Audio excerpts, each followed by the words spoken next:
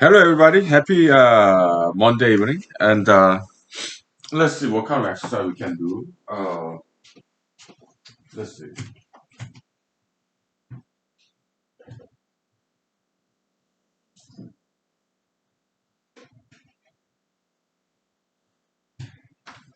Let's do martial yoga. What is martial yoga? Uh,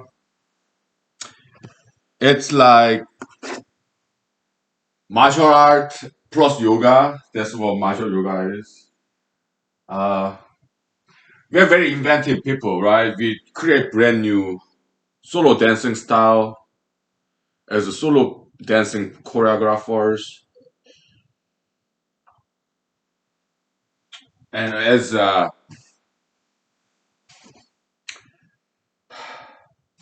personal trainers. We create brand new exercise routine too. Okay, so yeah, we're very multi-talented here. So martial yoga, okay, so it's just like kicking, okay, but you just stay still, okay. So yeah. Oh,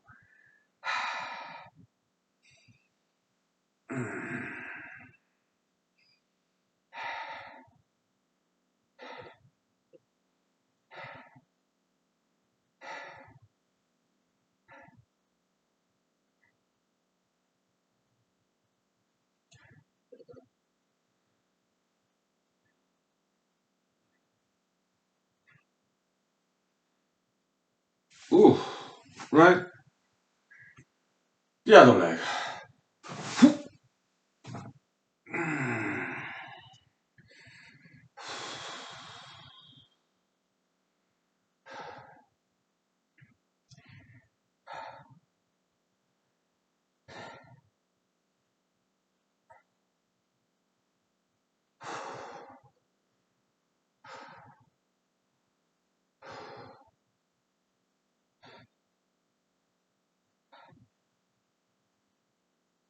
Okay, now side kick.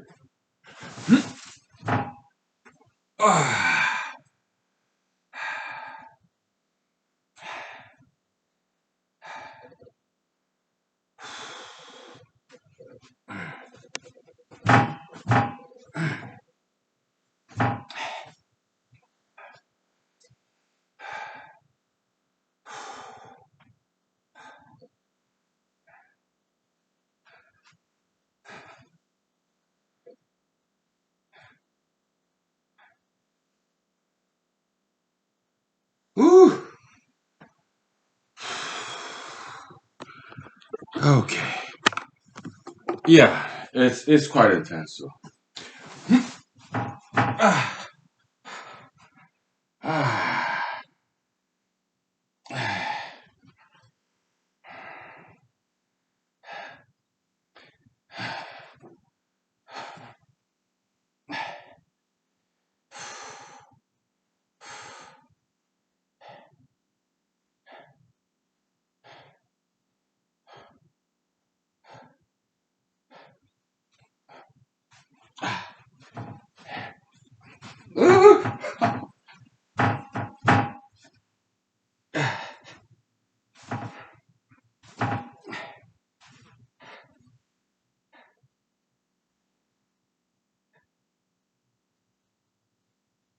Okay, so that's side kick. Finally, back kick. Okay, so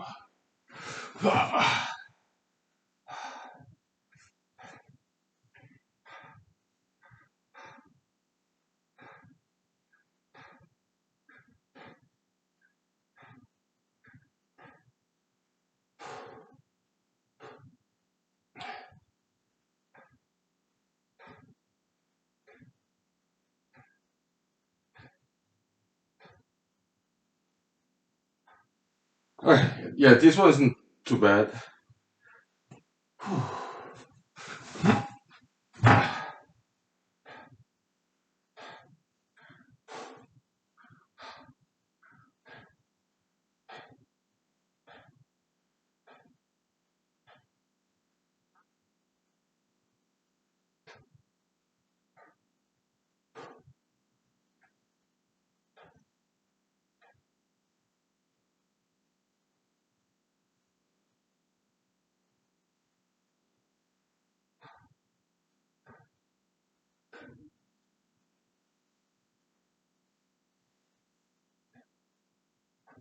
Okay. Whew. Let's take 5 minutes break, please. Wow.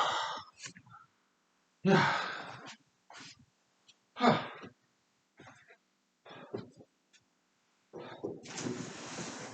Haha.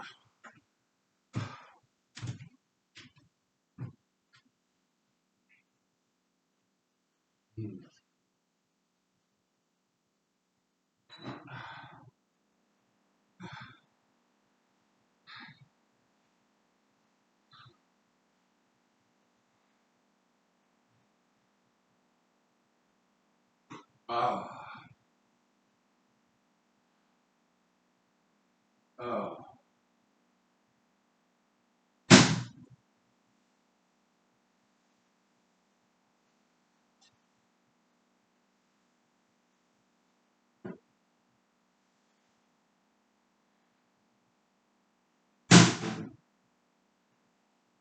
Hmm. Ah.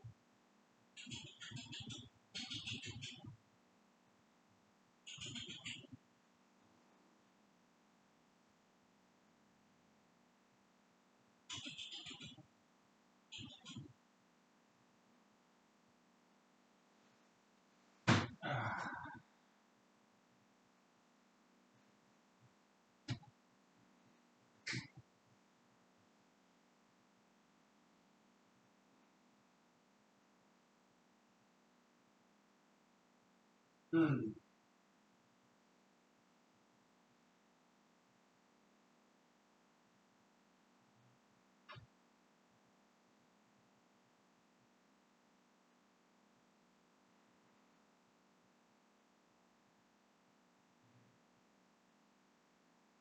It's understandable.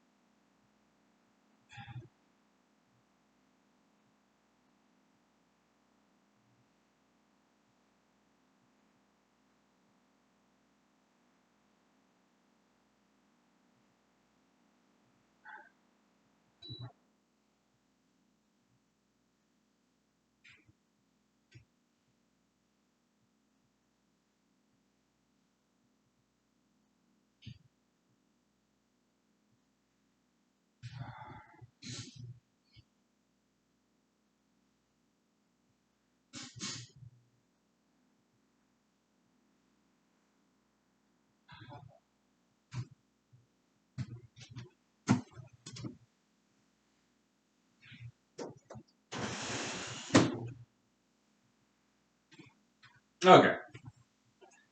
So, let me get some drinks.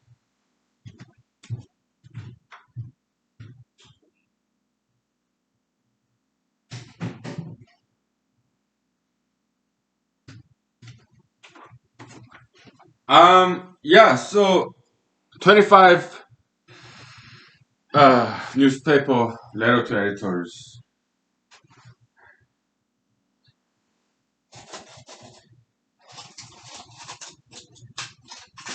Yeah.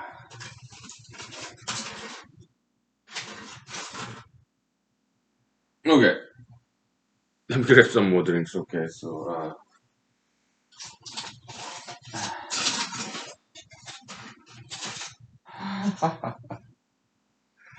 25 letters to editors were sent, and then I realized I forgot to send to one of the newspapers. So like, so I stored one. There was one essay that I did not send, but I just published in my campaign website. So I unpublished there, and then I submitted to that forgotten one local newspaper somewhere in Alaska. Okay, so now it's all done. 25. Okay. Letter to essay. Letter to editor essay marathon last week. It's all done. So I got back to the pebble mine study, and let me open up the window and change this to short pants. Okay, it's just too hot. Yeah. Oh.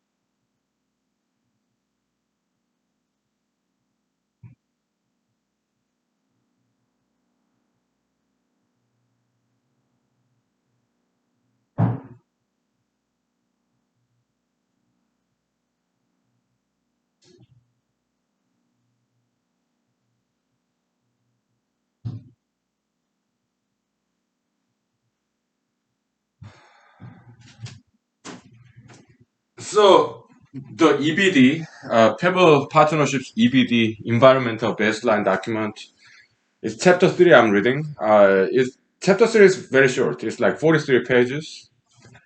So and it's about geology. So I'm taking time reading it. Okay. So how many pages that did I read? Not many, maybe two, 3 pages.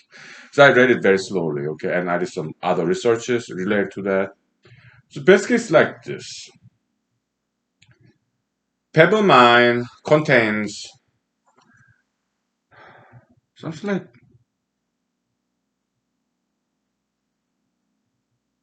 6,000 pounds of gold. Can you believe that? 6,000 pounds of gold.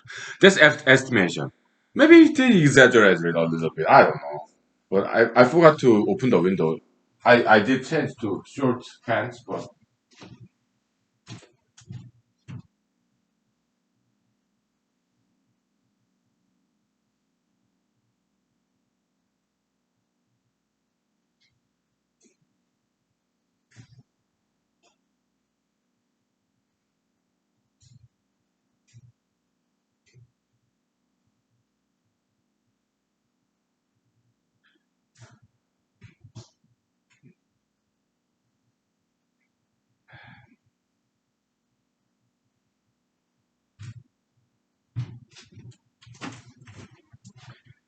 it's hard to believe, right? 600 pounds. 600 pounds of gold.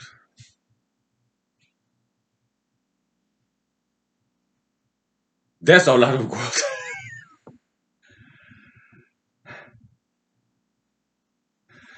So 600 pounds of gold. Okay.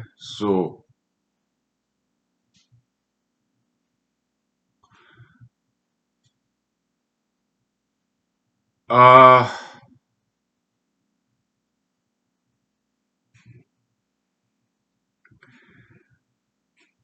so let's just make quick calculation, okay?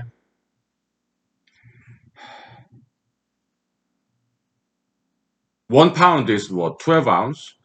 Let me grab my cell phone, okay?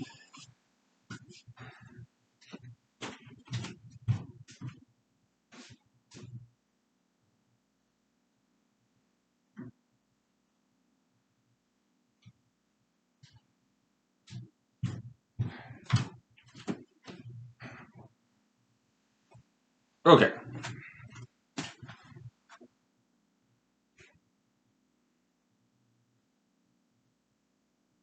1 pound is it 12 pounds? 16? Okay, yes. Yeah, I was, yeah, 16 or 12, that was my guess, but 1 pound is 16 ounce, okay? And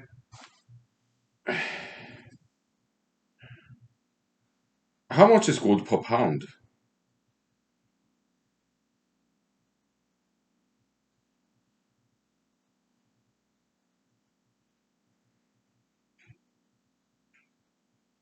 Typically they calculate in ounce, but I don't care. Yeah, how much is gold per pound? Hmm?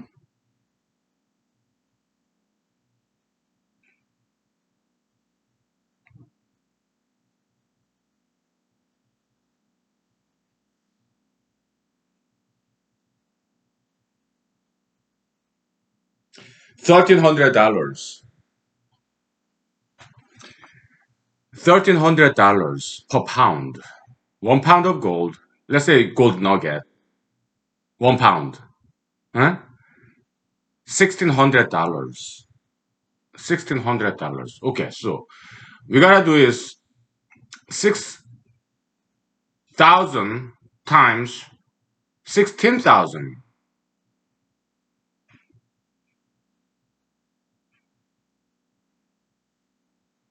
That's like 100 million, 100 billion, right?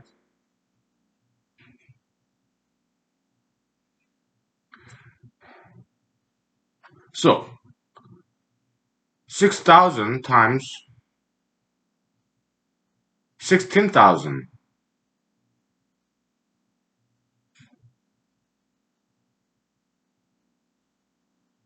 That's 100 million though. No, no, no.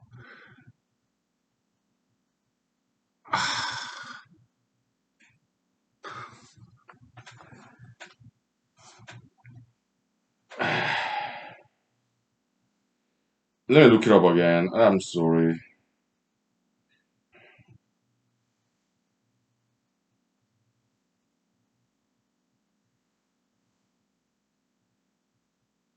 How many pounds of gold?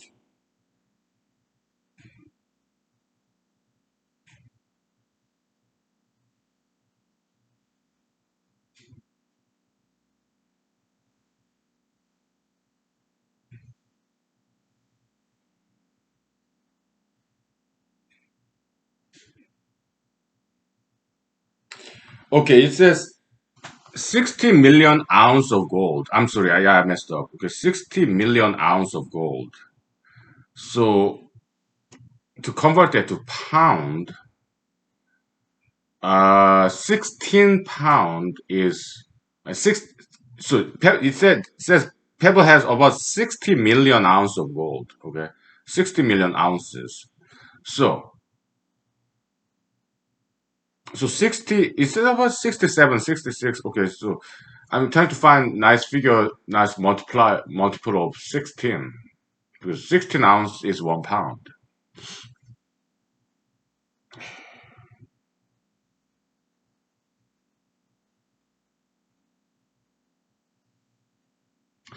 16 times 4 is 46 and 64. 16 times 4 is 64. Okay, okay. So uh, let's go back. So let's say 64 million ounces of gold. Okay, it says 67 million ounces of gold. Okay, so divide by 16, it becomes like 4 million pound of gold. I'm sorry, I was wrong. It's 4 million pound of gold. I cannot even believe this. 4 million pound of gold. Okay, so that's their estimate. It's a little difficult to believe. 4 million pound of gold? I thought it was 4,000. No, they're talking about 4 million pound of gold.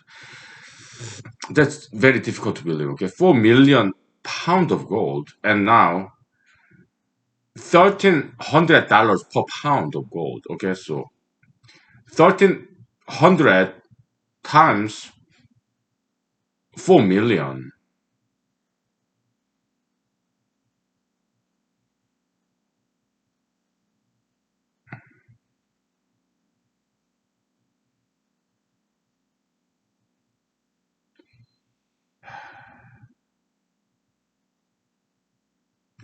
It translates into something like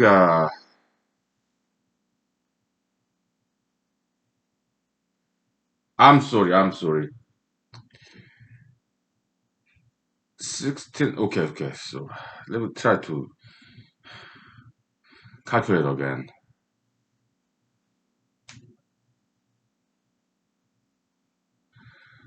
12, 16 ounce is 1 pound. So 4 million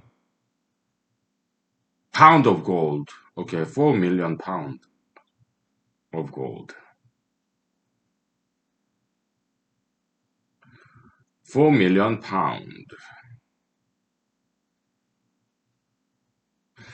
4 million pound. 4 million. 4 billion. Okay.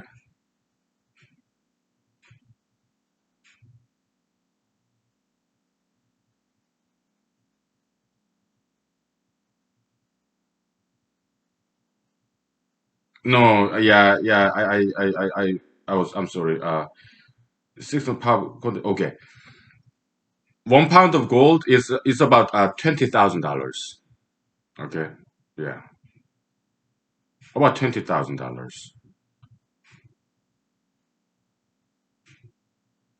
So now that makes sense. 20,000 times um 4 million, 20,000. So 20 times 4, that's like 80, right? So $80 billion. No, it was more than that. Okay.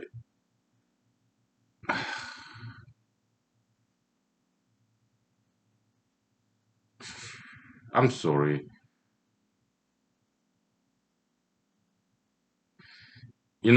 Let's just calculate an ounce, okay? Well, one more attempt. I'm sorry. Fumble like this.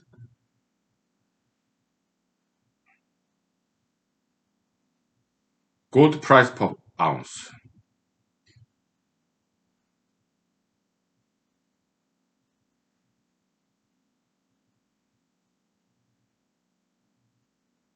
Gold price per ounce about $2,000.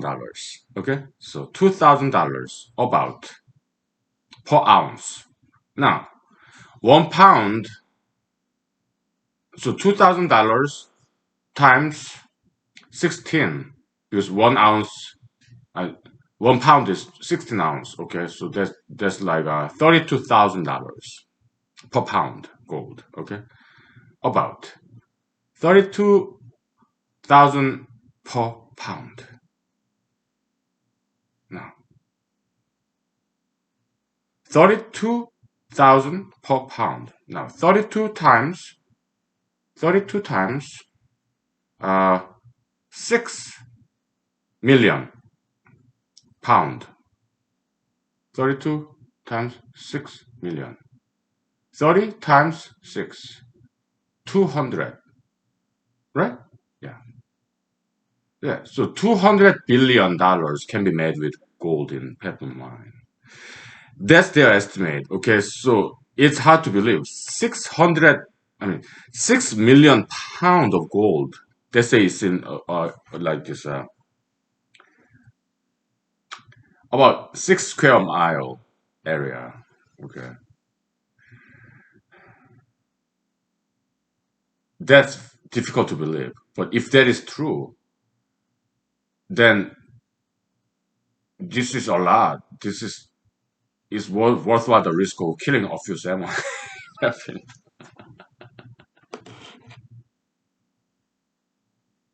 Can you believe 6 million pound of gold?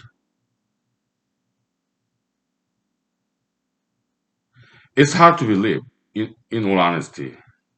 But if it is true, it's bound to be. Pebble mine is bound to be built. Okay, there's just no way. I don't know when, but it will get built. Okay, 1 point because 6 billion. 6 million pound of gold. That's a lot of money. Okay, about $20,000 per pound of gold. Gold is very expensive, huh? 1 pound gold, even just like this big, right? Because it's very heavy metal. That's like $20,000 gold nugget. Okay, $20,000. Ooh,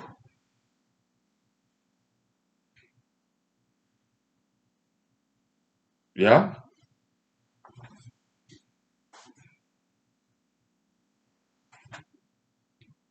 And Pebble has about 6 million pound.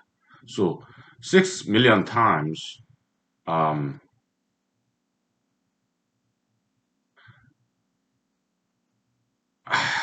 I'm messing up this calculation again.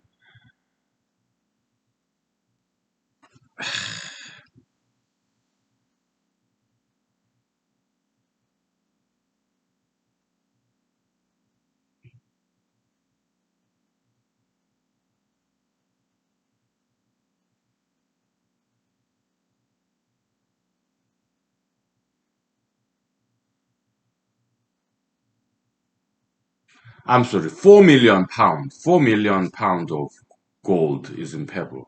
That's what they say. 4 million pounds. Sorry. So 4 million times 20,000.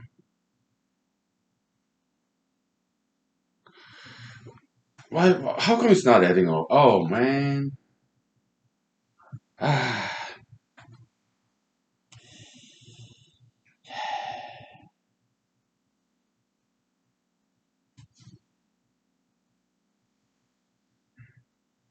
£4 million. Okay.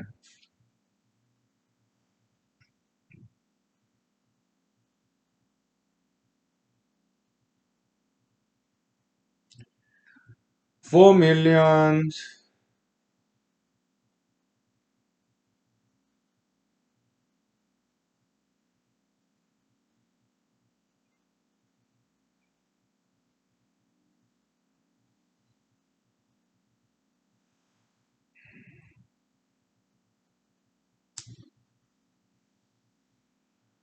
20,000,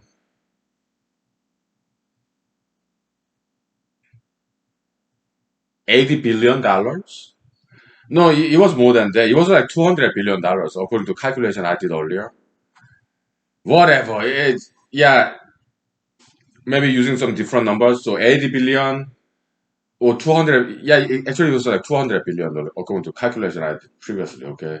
So copper is about $250 billion worth. Okay, gold is about 200 billion worth. Okay, pebble mine. Okay, well that's their estimate. All right, maybe they're optimistic. I don't know. Okay, but to me, yeah, it sounds a little bit unreal to me. Okay, I'm not sure if that data is accurate. I just don't know. Okay, maybe they're exaggerating. But 4 million pound of gold, I find it quite difficult to believe. But I don't know anything about gold mining business. Maybe it is possible that degree of concentration in 6 square mile. I don't know. Maybe they just dig down very deep. It's just that maybe it's true. Maybe it's not that surprising to geologists, but I'm not a professional geologist. So 6 million pound of gold. I mean 4 million. I'm sorry. Keep saying six. 4 million pound of gold. I find it, to be honest with you, I find it quite difficult to believe. Okay, but then again, I'm not a geologist. Maybe it is possible. Okay, so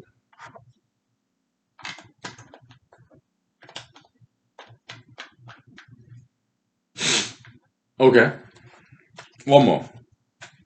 How about copper? I'm kind of verifying my calculation here. They say 50 billion pounds of copper. Okay, now that's a lot easier. So 50 billion times copper is like $5 per pound. Okay, so about 25, 250 uh, um, 250 billion dollar worth of copper. Okay, okay, okay,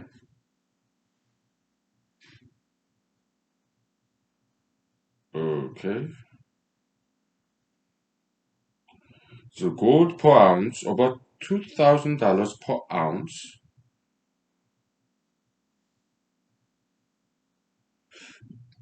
$2,000 per ounce.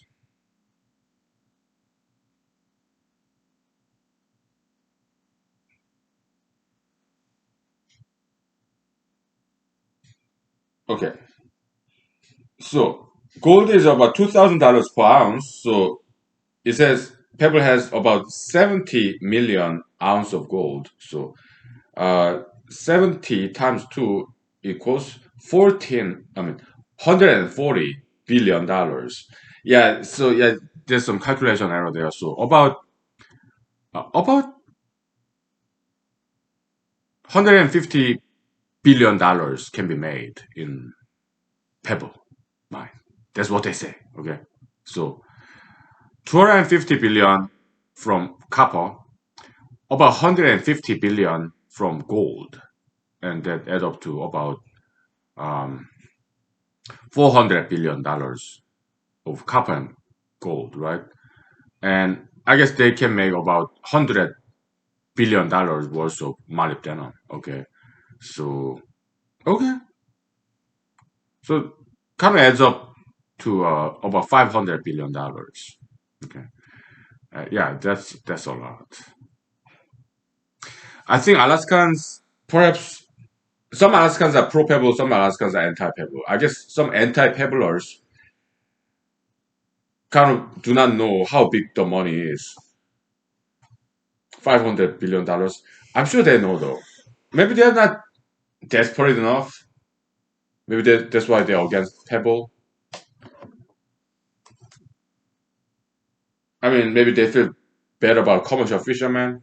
That's understandable. Okay, But to me, that $500 billion is a lot of money. Of course, mining minerals are more costly than just drilling down and sucking out the oil. I understand that. Okay, yeah, it is thinner profit margin mining operation. Yeah, I did learn about it. Okay, but still, let's take 5 minutes break. Okay, yeah. Yeah. Okay.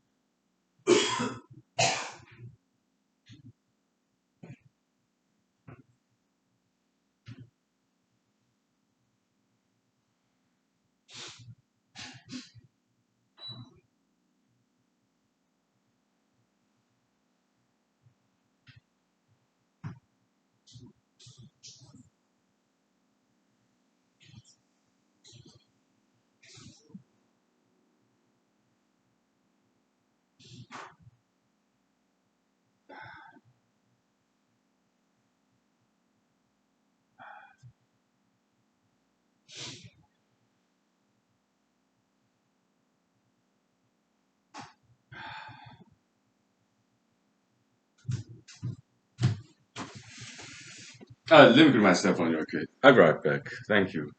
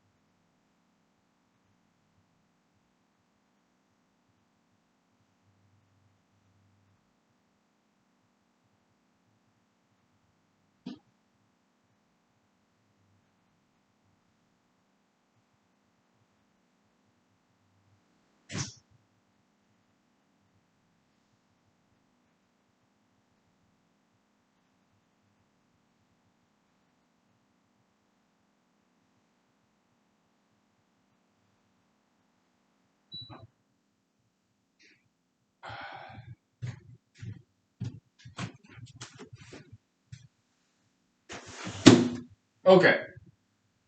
Let's draw. Okay, let's bring the whiteboard and calculate. Because all this calculation, I just doing in my head. Too many errors there. Right. Okay. Ah. Okay. Because I want to see how realistic it is, that estimation. Okay. Uh. Yeah. Uh. Let's get to work, shall we? I want to get some dimensional idea. Dimension. Okay. So I looked it up. Okay. So the gold nugget that is like 1 pound, that's about $30,000. Okay. $30,000.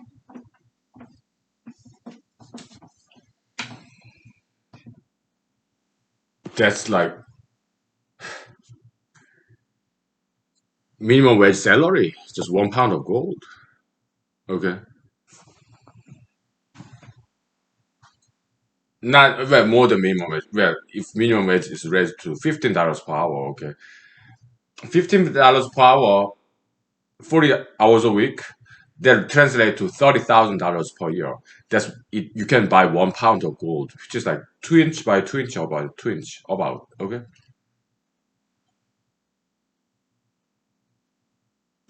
Around, okay. I looked it up. Okay, so you have this gold nugget that's like a cubic shape.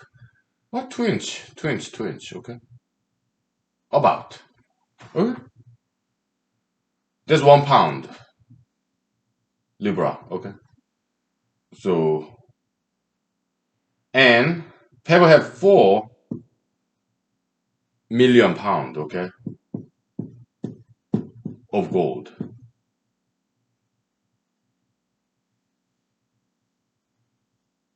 So this is roughly 2 times 2 times 2, like 8 cubic inches. Let's say just 10 to make it easy. 10 cubic inches, okay.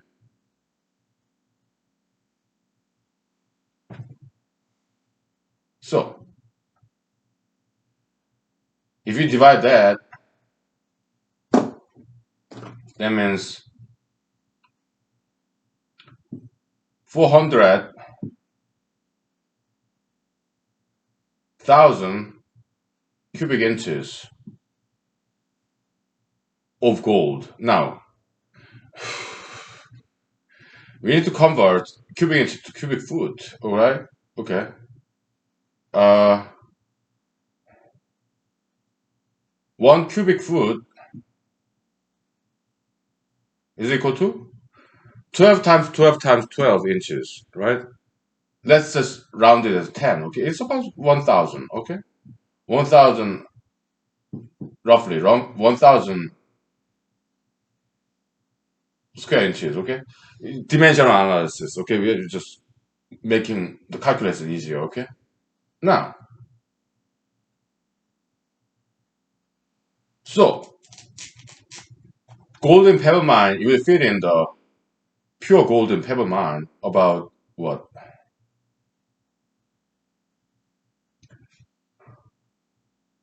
400 cubic feet. No. In a cube, we have to cubic root of this, right? Um, so how many feet is the side of this all the pure gold in pebble mine? Of course, gold ore, that's like, I don't know what grade it is, but if it's like 0.001% gold in that ore, then it's profitable, something like that. Okay, so I did some research and I did write some notes there. Okay.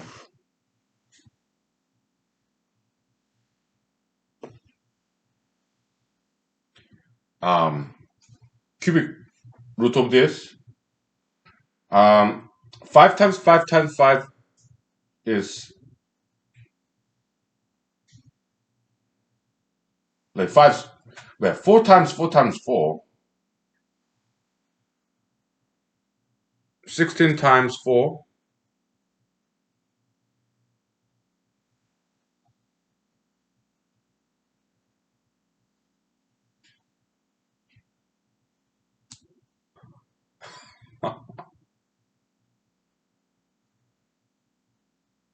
64, right? Okay.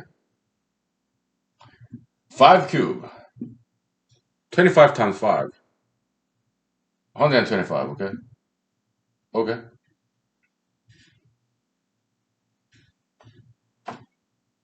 6 cube, we are making it around like 400, okay? And then we stop, okay? So,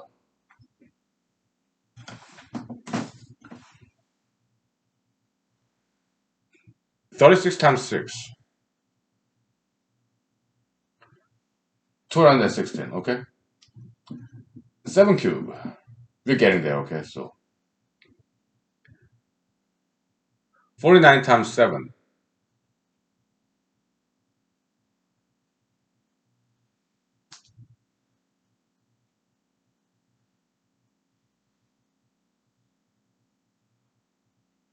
49 times 7. Time to calculate in my head, okay? 49 times 7. Well, some shortcut, 50 times 7 minus 7, okay? So 350 minus 7. 343. 8 times 8 cube. That's like 2 to the ninth, okay? So that's like 2 to the ninth is half of 2 to the 10th, which is so 1024 divided by 2, 512, okay? So, all right, about 7 feet, okay? So, well, let's just say 8 feet, okay? 8 feet by 8 feet by 8 feet. That's very small. It's like 8 feet. That's just 2 feet taller than a 6 foot tall person. If this room, yeah, it's about 8 feet by 8 feet by 8 feet, right? This room. If this room is full of gold, that's um 4 million pounds of gold.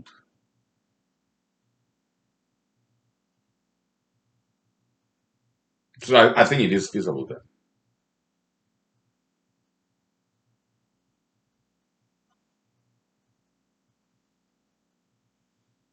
Okay.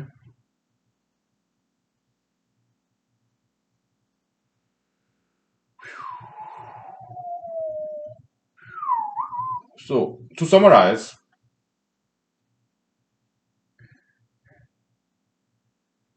Pebble has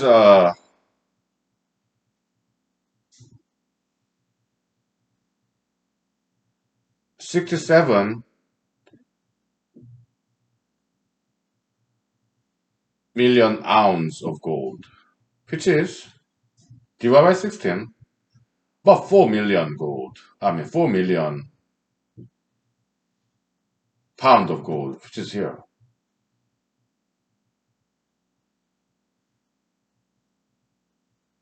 Okay?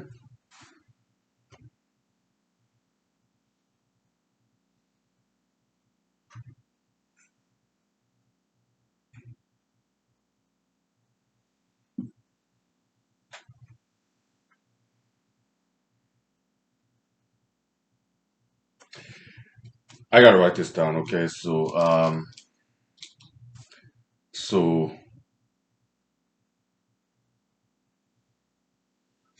because gold is so heavy, okay, and let me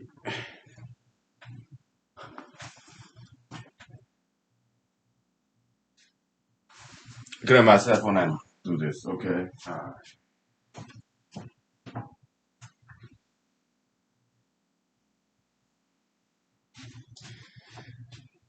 If this room is full of gold, it's about, yeah. By the way,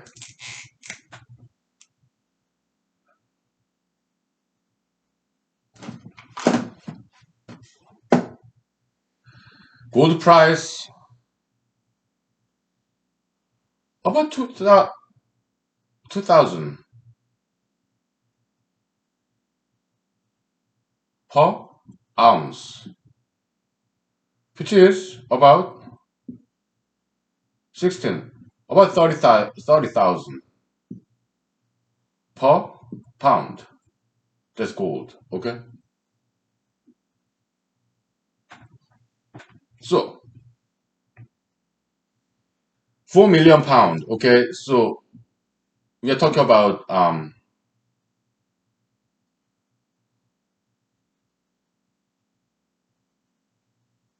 120 billion.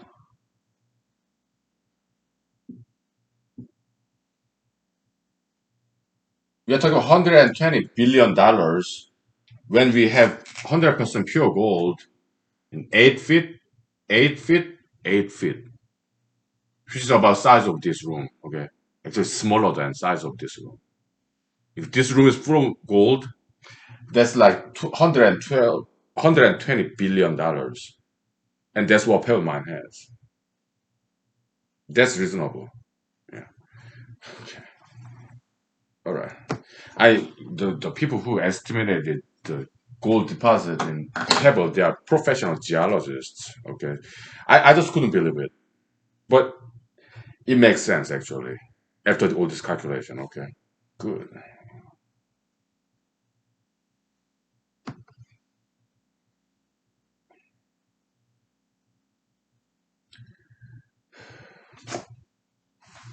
Okay.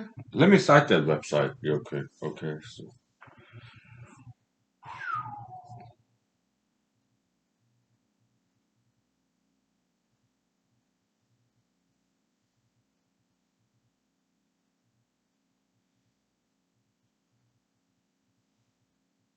oh,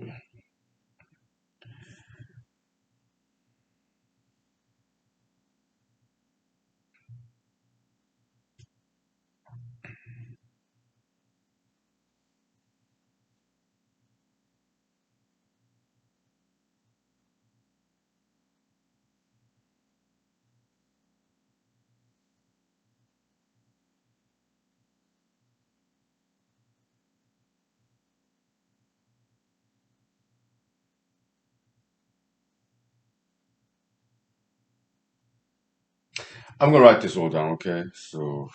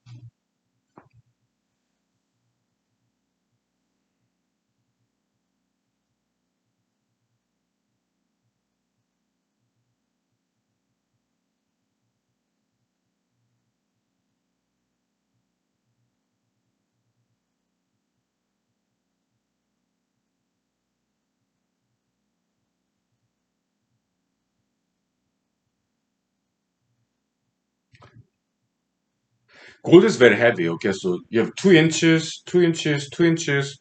That's 1 pound gold. Okay, yeah.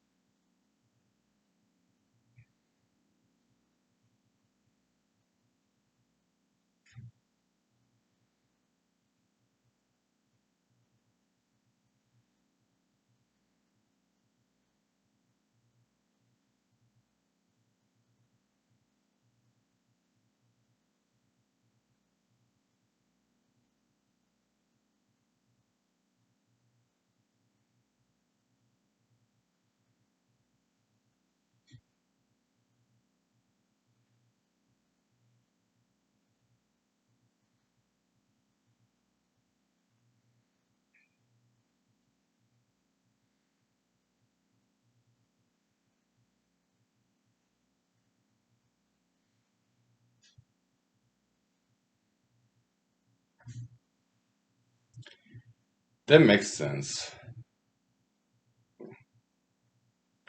Yeah,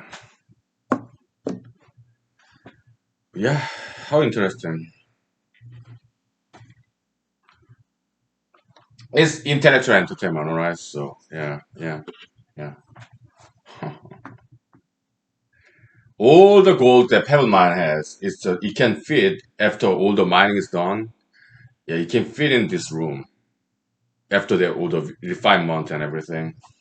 8 feet by 8 feet by 8 feet. That cube contains $120 billion worth of gold. Gold. Okay, gold is that expensive. $120 billion.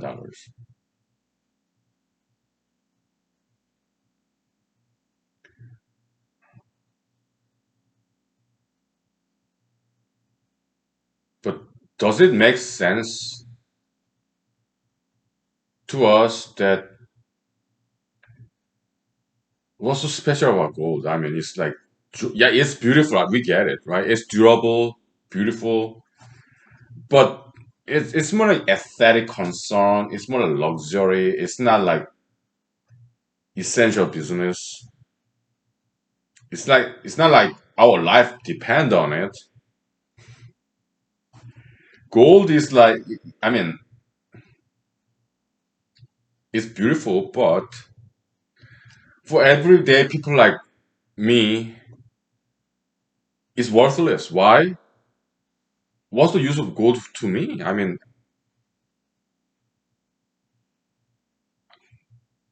if I'm gonna get married, gold ring, sure. But I'm single guy, right? So what use is gold to me? To me, gold is useless. I don't use gold in my life.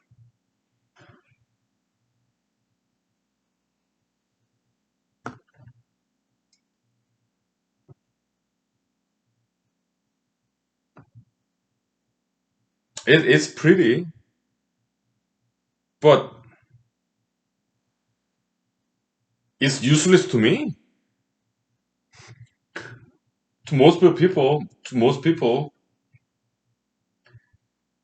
What's more precious to me is water, which is very cheap and very essential.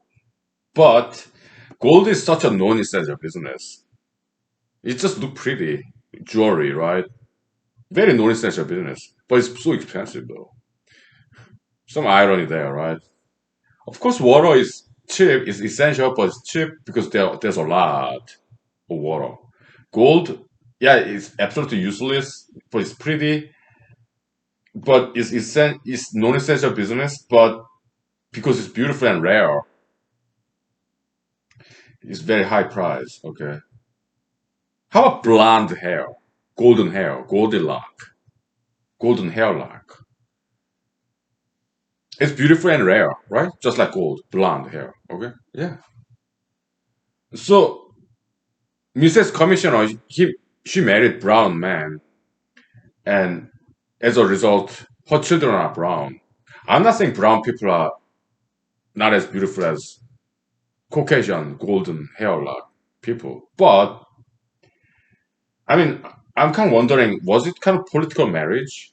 I mean, did she try to prove that she's not white supremacist? She's not racist? Is that why one of the reasons, factors that she decided to marry a brown man? Because she's blonde, okay? And now that blonde gene of hers is lost because she married a brown man. Okay. So was it some kind of political arranged marriage? Did she have some political plan, calculation when she married him? Well, I'm not going to write about that. Why? That's it kind of like borders on the like personal attack, but it's not because I'm a humanologist. Okay, and so it's ultra interracialism. Yeah, in humanology, that's a fair question, but not in politics. Why? Because in politics it borders on personal attack, and I don't want to do that. It's like low down dogfight, dirty dogfight. Okay, I don't want to go there. Okay, so I'm not gonna write about it. Right? But yeah, blonde hair is very beautiful, so that's why we recommend 95% of time, yeah, same race, opposite gender marriage. That's what we recommend as anti-ultra interracialist in humanology. And um, well, that's our recommendation. 95% of the time. Okay, if they are young enough to have children, for people who pass the age of reproduction, yeah, they can marry. They marry anyone because they're not gonna have any kids. Okay, so because just like gold, blonde hair is very rare and it's beautiful. So I think it makes sense to protect and preserve that blonde hair or red hair, yeah? Because it's rare and beautiful, just like gold. Okay? Yeah, that's all. Yeah, that's the rationale behind anti-ultra interracialism in humanology. Okay, so all right, we take 5 minutes break, please. Okay. How interesting. Let me take a picture of this. Okay. Yeah, this is good stuff. It's intellectual entertainment, right? Yeah, good stuff. Thank you. Let me take a picture and we take 5 minutes break. Interesting.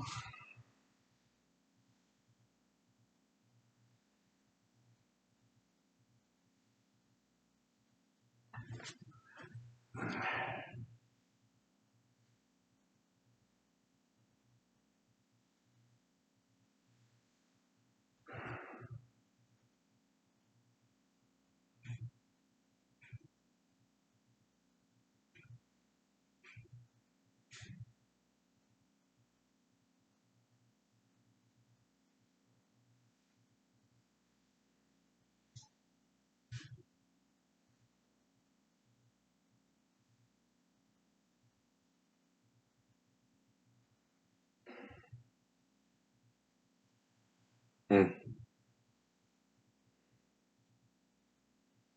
How interesting. Okay.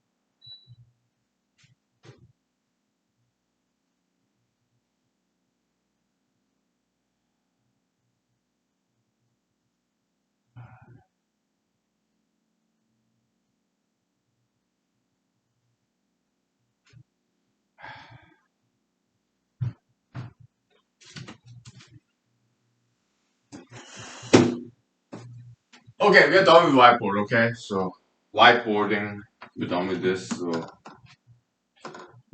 let's talk about history. Okay, let's change the subject matter and history, study of history.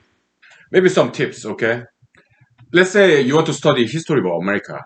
Okay, I mean, where do we start, right? If you're just as a hobby, if you're going to study history of America, where do you even begin, right? Do we just Google search history of America and go to Wikipedia? It'll be very boring. Okay, yeah. So one way to study the history of America is this. Okay, you type in Google or Bing, Yahoo, DuckDuckGo. I like that name, DuckDuckGo. Or like whatever search engine, okay? Mozilla, Firefox. There's another web browser. Let me look it up, okay? It's called like something like private web browser. Like, they don't report what you search. They don't report that to like advertising agencies. They don't do that, okay? It's private web browser.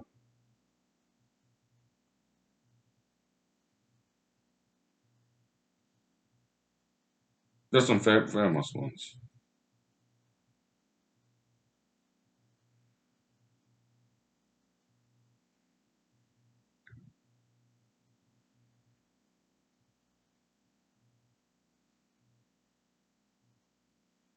DuckDuckGo is one.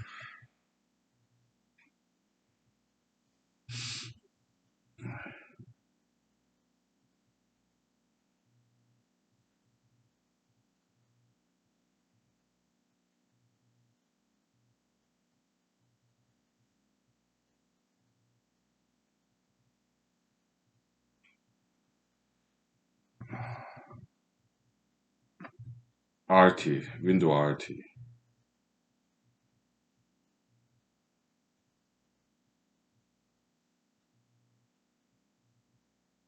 Sidekick. I think it's called Sidekick. Okay. Sidekick. Yeah, that's very good one. Okay, okay. So whatever web browser you use, okay, if you type in like list of American presidents, okay, and then read their biographies one by one, and by now there are only 46 of them, right? U.S. presidents biographies. That's how I do it. Okay, so it's more intriguing and interesting to study American history. Why? Because you're dealing with people, right? You're looking at people, their personal history, U.S. presidents. Yeah, 1 to 46. It won't take too long, right? Yeah, that's a good way to study American history. How about state of Alaska history? I recently started doing that. To study the history of Alaska, yeah, list of Alaskan governors, well, Alaskan U.S. senators. Yeah, yeah, just go down the list. Then you get good idea of what Alaskan's history is. Okay, and it's more interesting than just otherwise to study history of Alaska. Okay, I recently started doing that. Hmm. Yeah.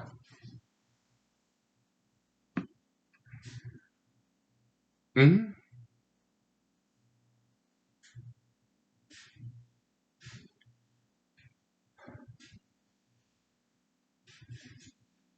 Yeah. History of Alaska.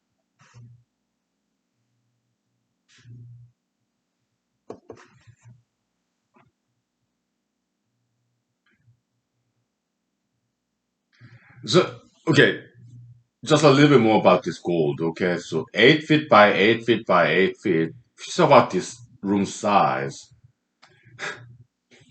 $120 billion worth of gold. Okay, because 1 pound gold is only 2 inch by 2 inch by 2 inch cube. Okay, about just like size of a fist, right? That's 1 pound gold, roughly. That's $30,000 worth of gold. $30,000. It's like half of average American salary. It's about $50,000, maybe $60,000. Okay, so 2 pounds of gold. like 2 fists worth of gold. That's average American's 1 year salary. Isn't that funny?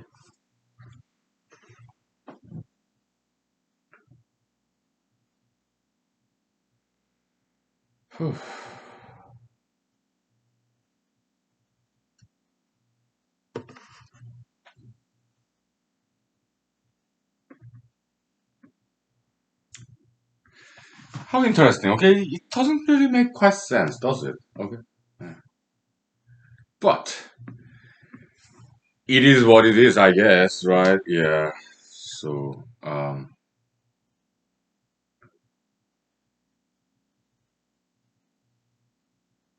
so if this room is filled with gold, okay, that's about the kind of gold that Pebble Mine has, which is about 6 square mile. Huh? Kind of 2 by 2, 3 by 3, 3 mile, 3 mile, the square mile, that's Pebble Mine deposit area, okay. So yeah, it does make sense now. Okay, yeah. So I think that's not unreasonable estimation of gold deposit there. I don't think so. I think it's very reasonable. Okay. Hmm. And they're the professionals. So okay, let's take 5 minutes break. Okay. Okay. Okay.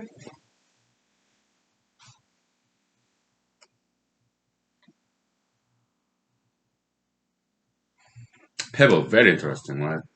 Yeah, very fascinating.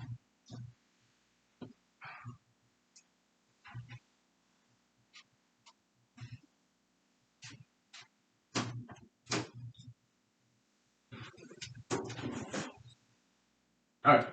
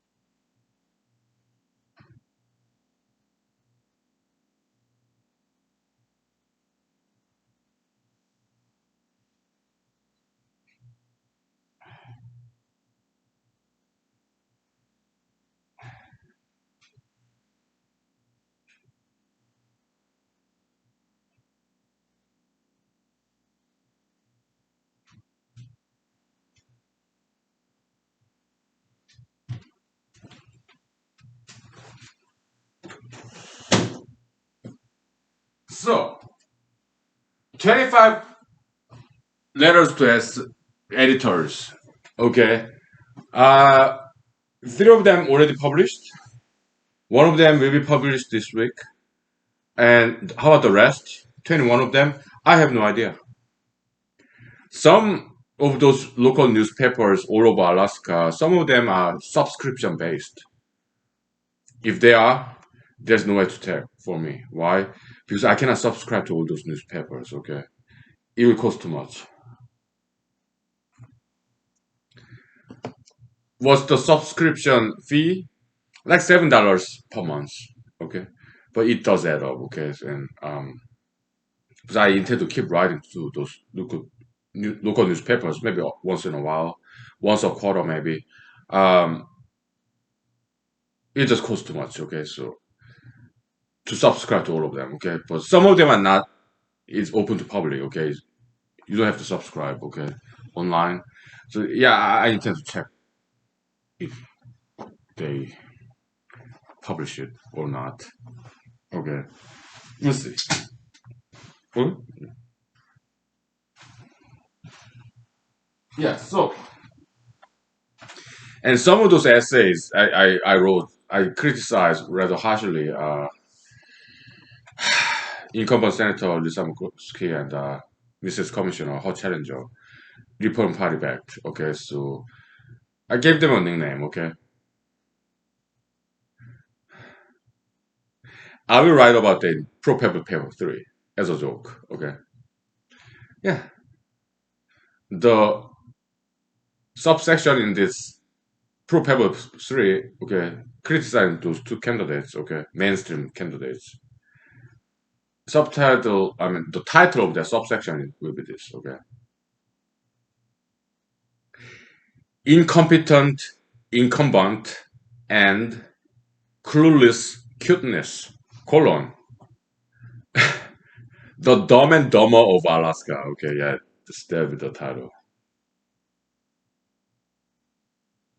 Yeah, Senator Lisa Murkowski, yeah, incompetent incumbent, and Mrs. Commissioner, clueless cuteness.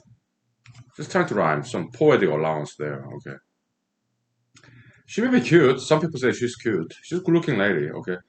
But so clueless, okay. But she's just happy being endorsed by former President Trump, who, in my opinion, is sinking ship. I think Mr. Trump will lose Republican support day by day. Why? Because more and more wrongdoings, what he said, what he wrote, what he did during his final days in the White House is coming out. Okay. More and more people will stop supporting Mr. Trump. They will be my guess. I could be wrong. Okay. That's at least one possibility, okay? But because I mean Mr. Trump, he did some goods and some bads, but his insistence that he won the election, uh, I disagree, and I don't think that's correct. And I do not think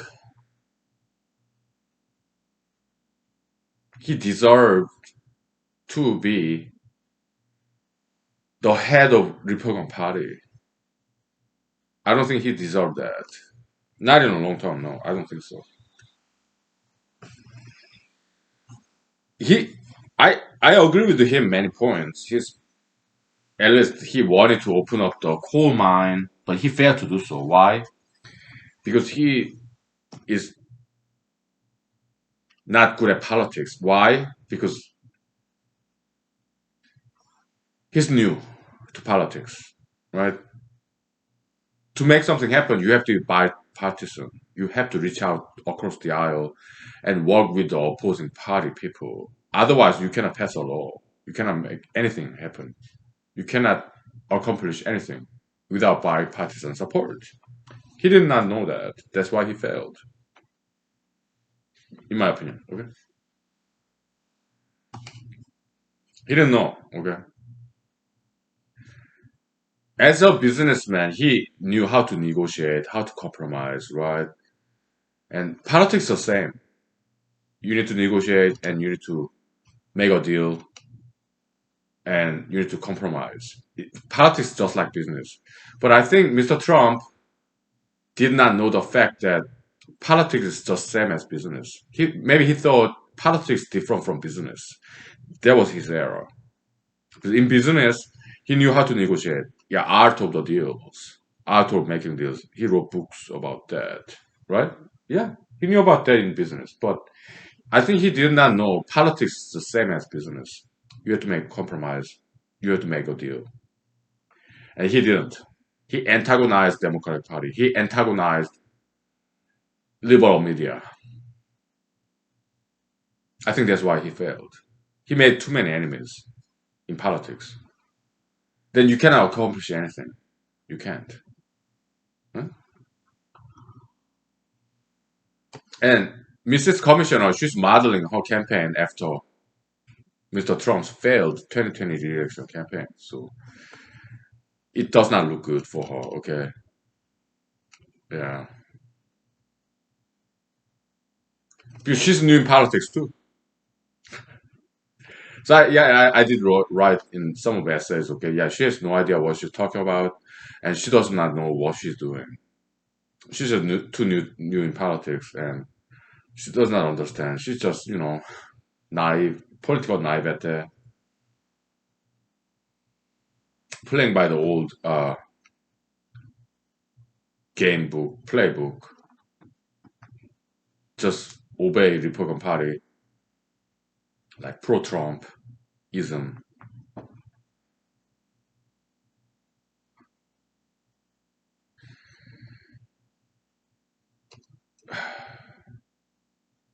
So do I really predict? Do I really honestly, as a humanologist, as a scientist, political scientist, do I really think that President Trump's reputation will go down day by day? Like, so year from now, 2021 August, will President Trump's reputation, if we compare today, August 2021, and next year, August 2022, will President Trump's reputation go up or down year from now? Prediction. Or is it my wishful thinking? Let's talk about that, okay?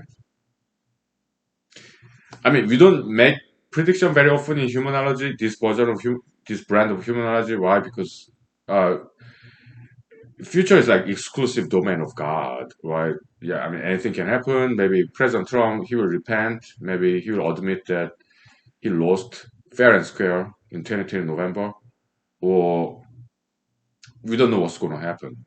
Okay, maybe he will repent. Maybe he'll even apologize to people in prison because of him, January 6 rioters. Okay, if that happens, yeah, I think his reputation will start to go up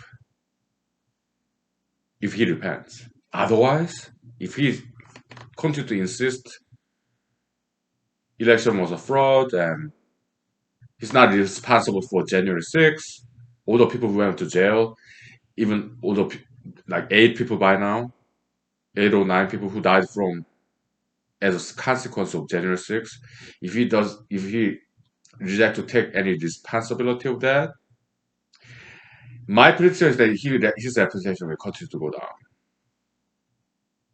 That will be my prediction. Why? Because Americans are they're smart people.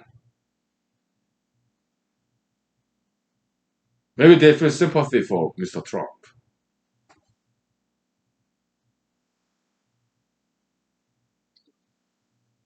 But that insistence of falsehood and not taking responsibility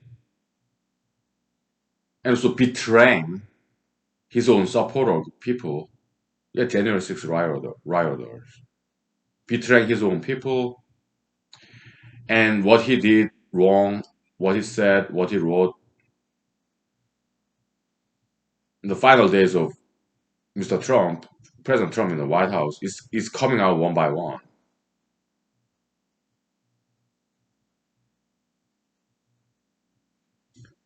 So unless he repents, I do not see why and how his reputation will go up or stay the same. Even some rational, logical analysis, my prediction is that his reputation will continue to go down. Yeah, even from Republicans. That will be my prediction. Educated guess. I could be wrong. I could be wrong. Okay, but that will be my guess. We'll take 5 minutes break, please. Okay, thank you. Okay. Kind of strange is I have sweatpants and dress shorts. Kind of mismatch. I'm at home, so that's fine. I'm recovering from this vocal cord overwork, so yeah, slowly.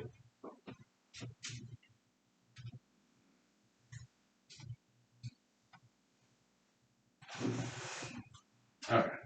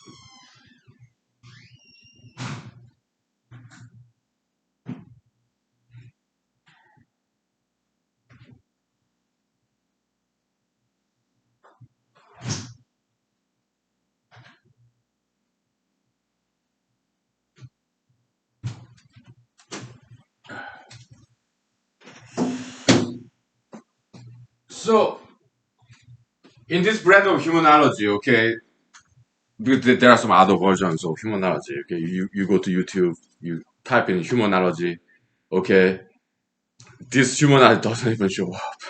Why? Because there are other popular brands of humanology out there. Okay, I did take a look, and they're cool. Okay, yeah, but they're more popular than this brand of humanology. This brand of humanology is very obscure, not very well known. Okay, typically there's nobody above me. Okay, but every now and then, kind and generous people like you come and visit. Thank you. Okay, God bless you for generous to come. You and your family. Okay, yeah, your friends too. Okay, so so in this brand of humanology, we are very cautious of making any predictions because we know this world is multivariate environment. There are too many variables. Okay, so yeah, chaos theory. Yeah, one branch is that yeah, impossibility of long-term prediction of weather forecast. Okay, because it becomes too chaotic, too many variables interacting, like humidity, wind direction, temperature, whatever. Okay, yeah. Mhm. So yeah, chaos theory. Okay, but still we take a shot at prediction. I mean, that's why people invest in the stock market. It's like gambling, right? Yeah, diversified portfolio strongly recommended. Okay, and yeah, don't put all eggs in the one basket, kinda. Okay, yeah, just very typical investment advice, right? Yeah, I know things are too about finance. Okay, because I did study those stuff. Okay, accounting, finance. Yeah, I did study that stuff. Okay. Took some classes when I was in law school. Okay, yeah, and I mean, in humanology, yeah, we don't typically make predictions, okay, but every now and then, just for fun, okay. So in politics, that's gambling too. So Mrs. Commissioner, interestingly, uh, she sought endorsement of former President Trump. Okay, so she's placing a bet, gamble. Okay, like in the stock market, she is investing in Trump. Her prediction: Mr. Trump's reputation right now is quite high among them, among Republicans. Okay, and she's betting, placing this gambling bet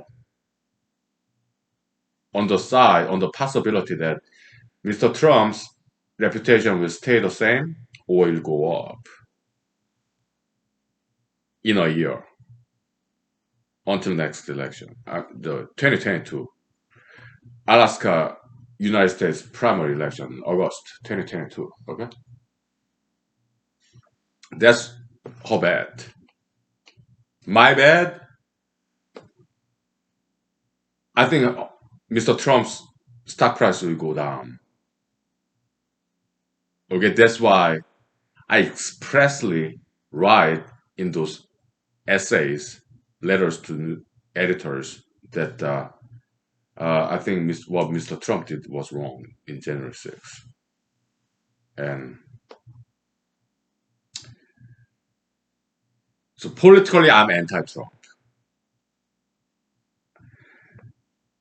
I like him as an entertainer.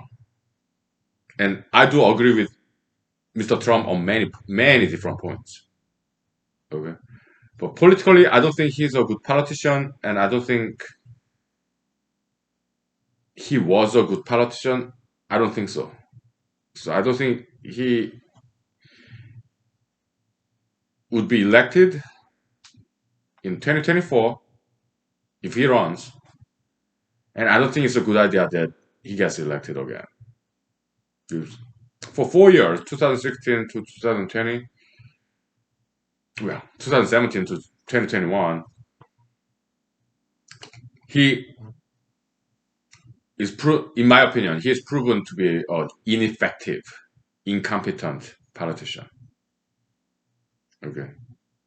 70% of what he did or not do was bad, and 30% of what he did or not do was good, in my opinion. Okay, 70-30, in my opinion.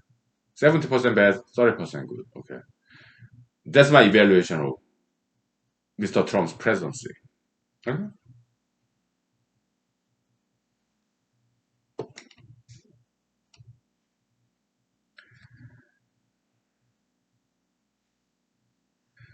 So Mr. Trump calls himself nowadays the kingmaker. Okay, yeah, like, oh, I'm Trump. If I endorse this candidate, yeah, that person will win.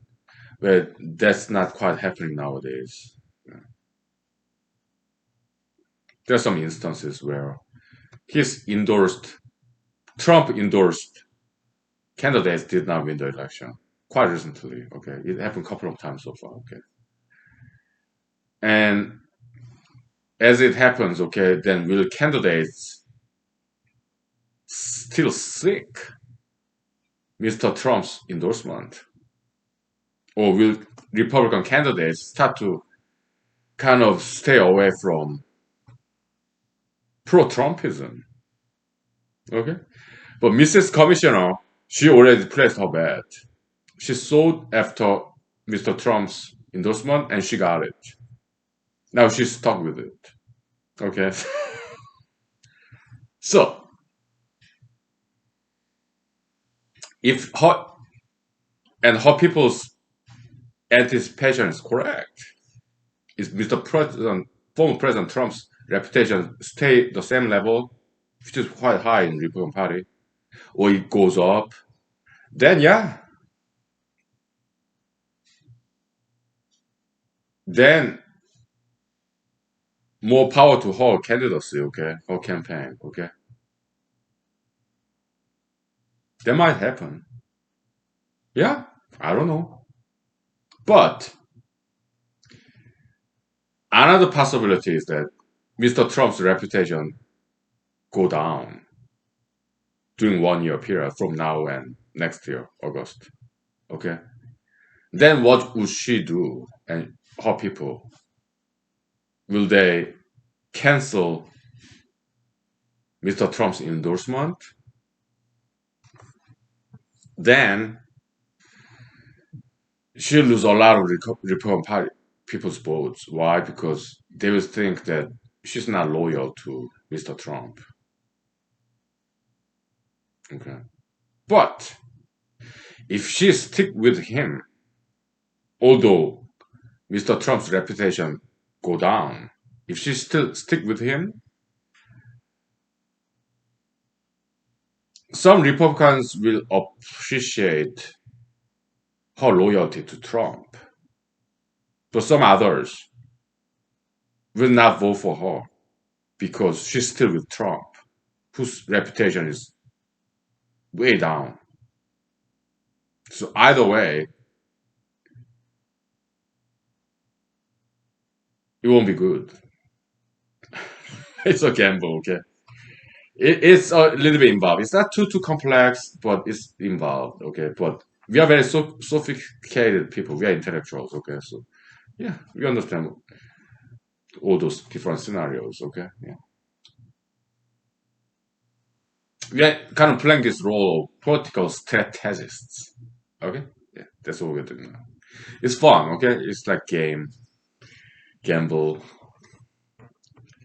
Very interesting, right? Yeah, it's good to be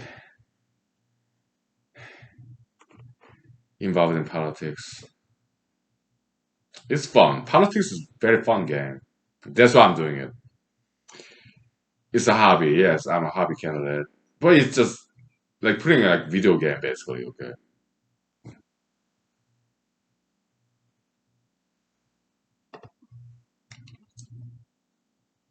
back in the days, like there were arcade game, and there's another kind of game. There's more like thought idea based. Like what's that called?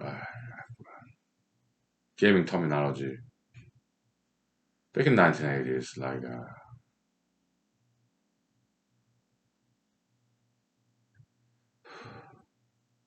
that involves some strategy, some thinking, right?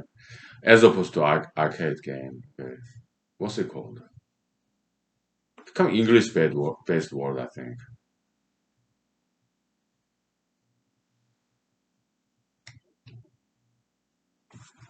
Let me look it up real quick. Oh, my cell phone is charging. Let's take 5 minutes break, okay? Yeah. Oh,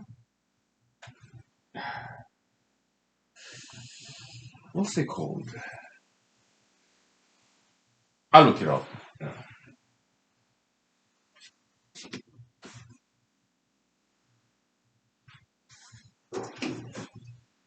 All right.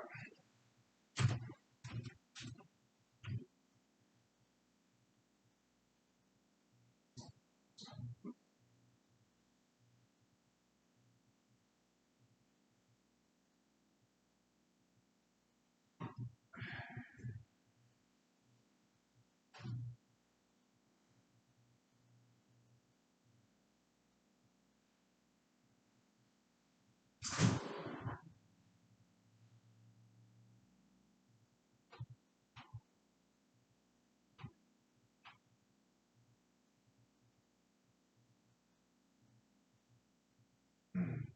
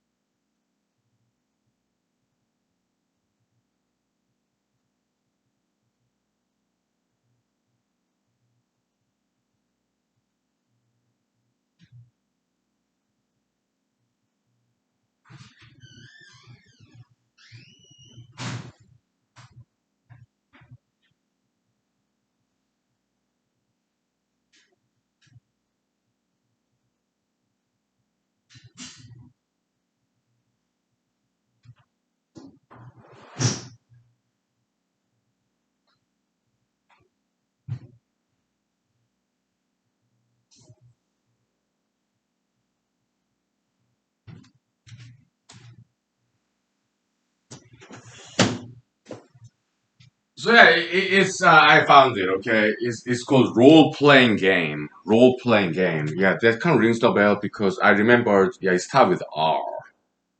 Okay, when I was in elementary school. Yeah, some of my friends would play. I was just playing this arcade game like Galaga, Bubble Bubble, Super Mario stuff. Okay, but there's some other friends of mine would play role playing games, and they're like more strategy based, like Dungeons and Dragons, whatever, StarCraft. Well, it wasn't there in nineties. Okay, but role playing games like that. Okay, maybe Zelda, whatever. I didn't play role playing games, like strategy based games. Why? To me, it was boring. Okay, I just played like Bubble Bubble, Galaga, Tetris. Yeah, Tetris. Yeah, that's kind of strategy based, right? A little bit, but it's simple enough, right? When I play video games, I don't want to think. Okay,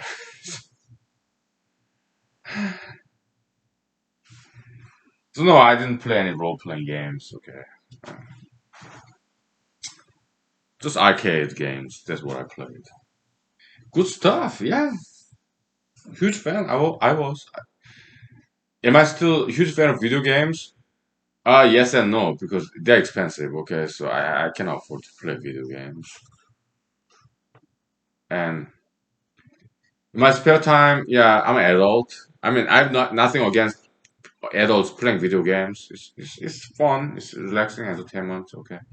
But uh, I rather study pebble, mineralogy and stuff, okay? Or do political games. Right,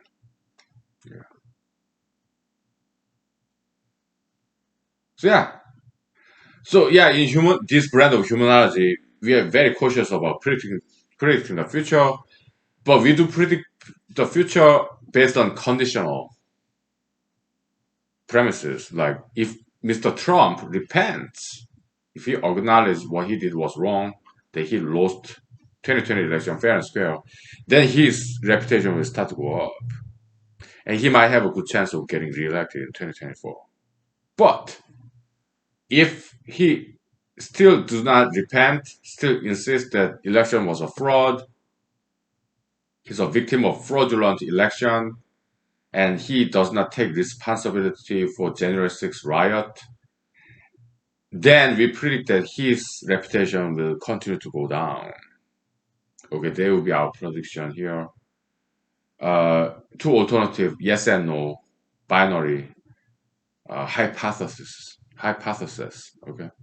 Yeah. That we do. Okay. What do I pray for? What do I want? I hope he repents. I hope he repents and become a better person.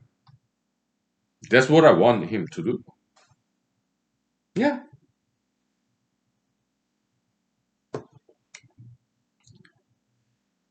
I don't know what's gonna happen. I can only hope that he repents, and but is it desirable? Do I want him to repent? Yeah, I do want him to repent, but do I want him to get reelected in 2024? If well, it depends. If he really repents, but I'd rather see myself getting elected. Okay, because I think I'm smarter than Trump.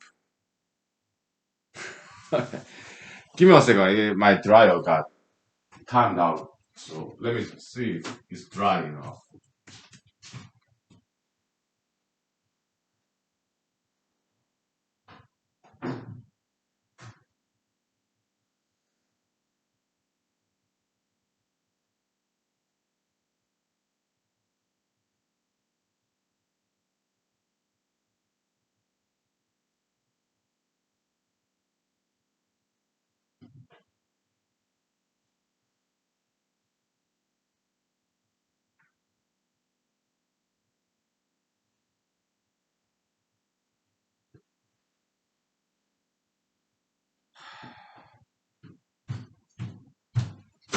Let's do some acting, shall we? Okay. been a while. So hypothetically, we're writing a novel, screenplay, and we are acting improvisation style. Okay, creative writing workshop. Okay, let's hypothetically assume that I get top four next year. Jungle primary, open primary. Okay, I'm just fantasizing. Okay, I mean recently, former governor Sarah Palin, she kind of hinted that she's interested in running for U.S. Senate. Okay. Oh yeah, let her. Oh, yeah, by all means. It'd be very interesting to see her. I kind of like to like. I kind of want her to run for U.S. Senate next year. Why? She's interesting to watch. Yeah, it'll be very entertaining. Okay, so yeah. Okay, let's say hypothetically. Okay,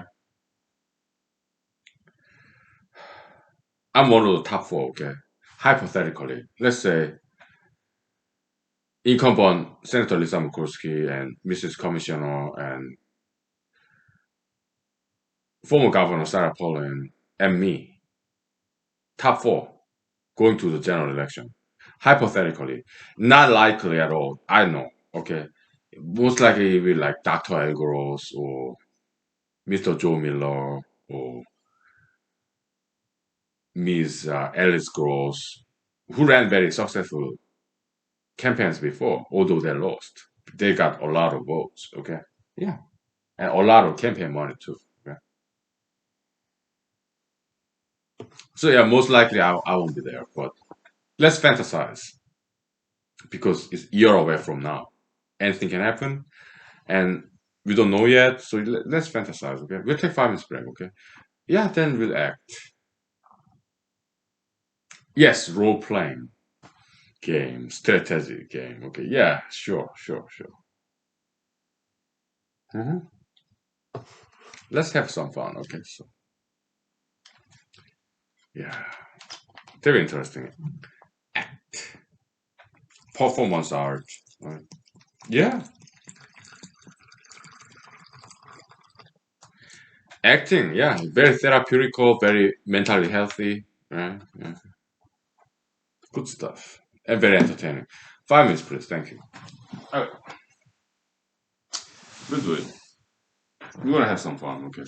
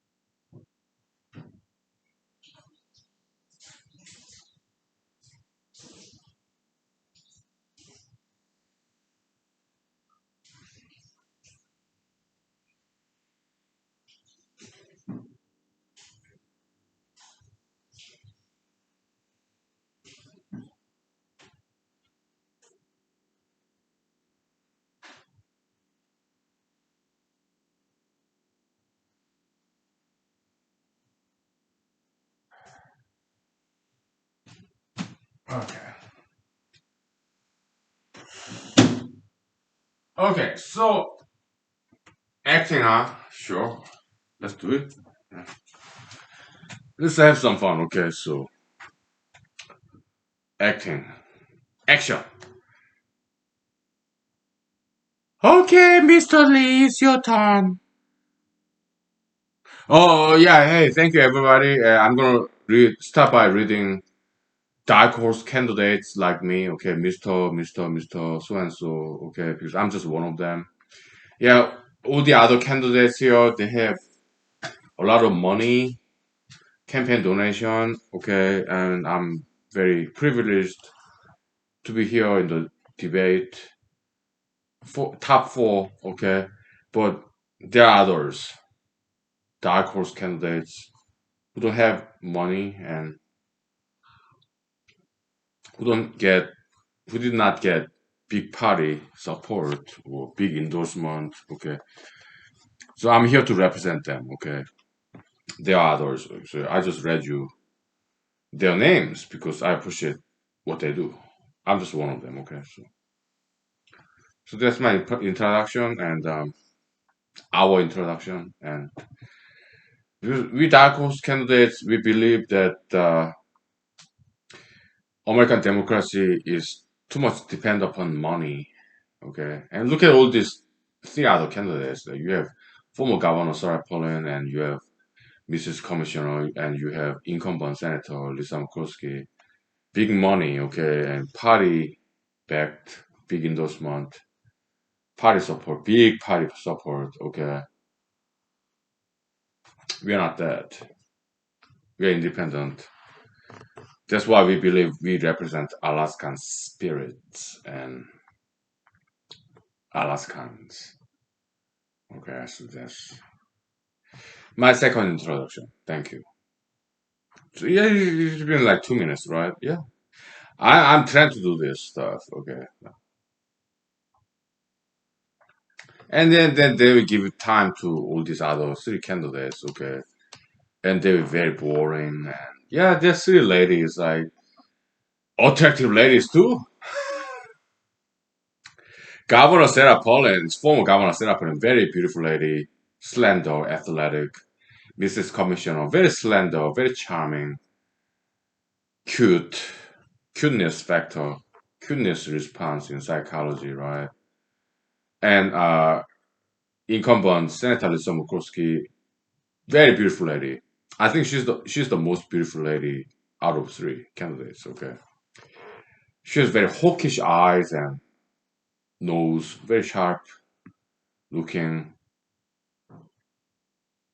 very attractive, very beautiful lady, wisdom. Okay, but Governor Sarah Palin, Mrs. Commissioner, yeah, kind of immature, kind of too young compared to Senator Lisa Murkowski. She got some wisdom, right? Yeah, yeah, some weight of age, very cool lady, and it was very slim, athletic.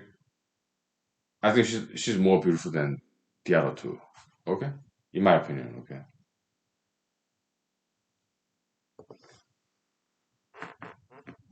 So yeah, but what they talk about will be very boring. You'll be just banal, hackneyed, like just same old, copycat. Okay, they'll be like, "Oh, I'm pro gun. I'm pro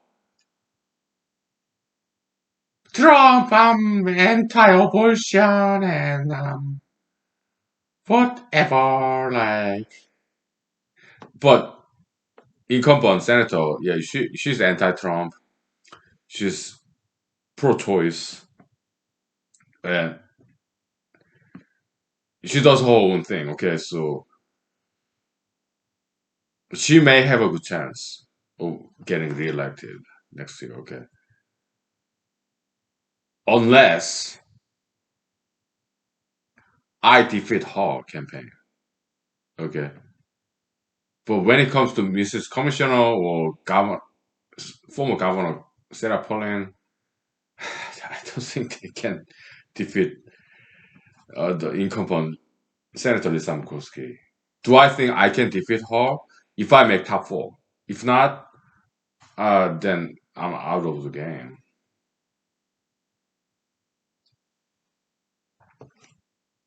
Can I still run for general election in November 2022?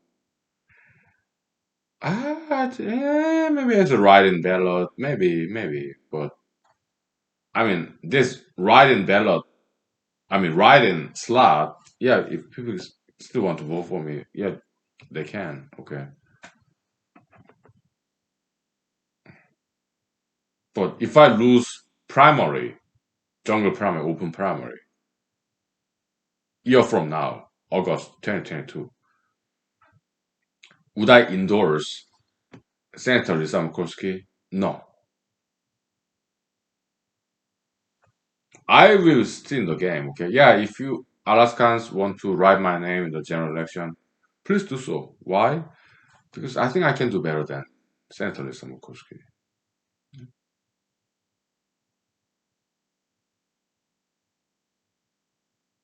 I just come back home and sit here and continue to do humanology. No problem. Go back to work, no problem. So they will say the kind of same things that they say. They are pretty and they really look pretty, and but what they say in words, I bet it will be very boring, very empty-headed, bird brain stuff, like pretty birds in gilded cage stuff. Same old, okay. Pretty ladies, attractive ladies, yeah. I think Mrs. Commissioner is older than me, okay.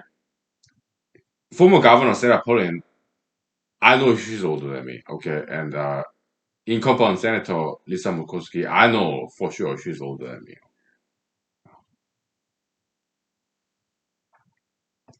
I'm in my 40s, 43. Okay. Uh, Mrs. Commissioner, I think she's like 45, maybe. I think she might be a couple of years older than me. I don't know why. I'm not sure she ever disclosed her age anywhere. I just know Wikipedia article about her. She's not that famous. Okay. Let me look her up, her age. Okay. Real quick. Okay. Let me grab my cell phone.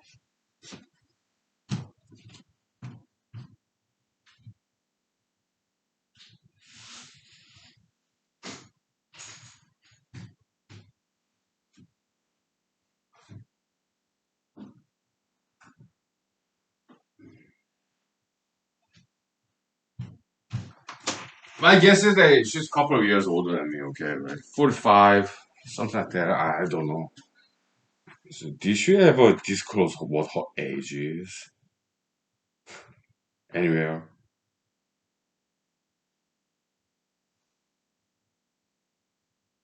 What's her age?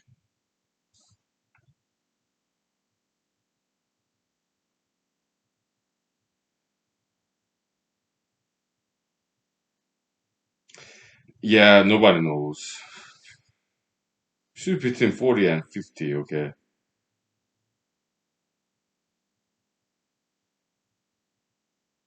Nobody knows what her actual age is.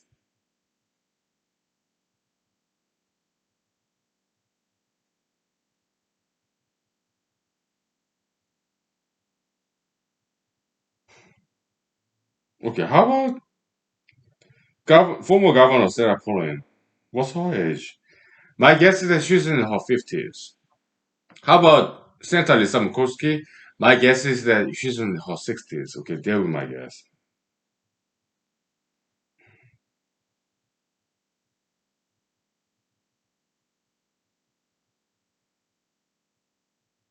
Yeah, former Governor Sarah Palin, yeah, 57. How about Senator Lisa Murkowski? Former Governor Sarah Palin, she's 57. Okay, 57. How about age of Senator Lisa Murkowski?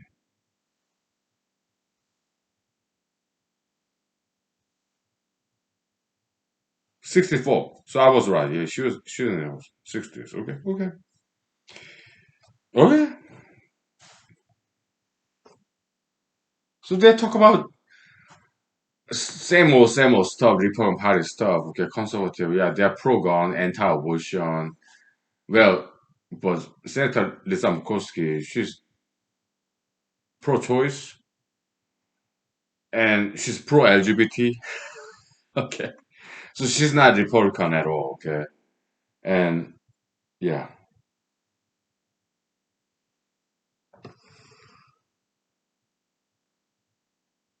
she does her own thing. Okay, that's why I think she has a good chance of getting re-election because Governor Sarah Palin or Mrs. Commissioner, they're kind of far right Republican Party based, but that's not how Alaska is. Okay, Alaska, yeah, is more slightly more conservative than liberalistic. Okay, but still there are sizable population of Democrats in Alaska. Okay? Many former governors and senators, they were Democrats. Okay, in the past, Alaskan political history. Okay, so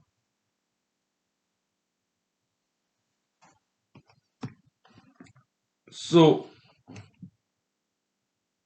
they talk about those stuff, right? Kind of boring stuff. Okay, so then you might turn again. Okay? We take 5 minutes break. Okay, and then we'll talk about that. Okay, we'll continue to act, perform. Right?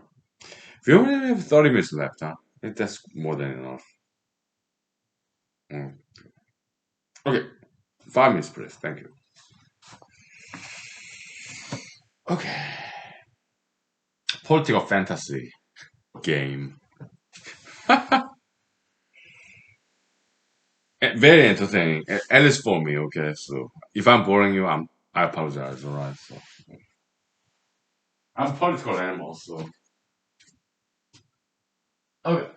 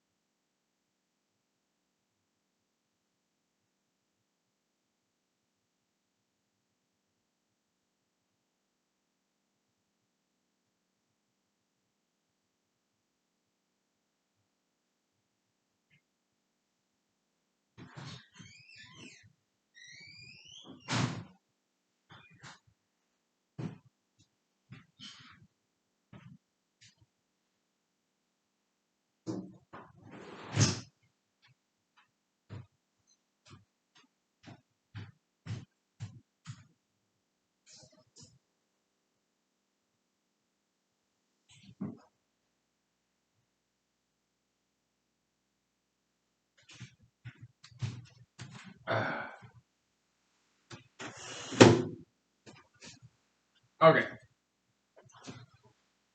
so let me do some social media stuff. Okay, okay. So yeah, I need my friends. Friends like you and some others. Yeah.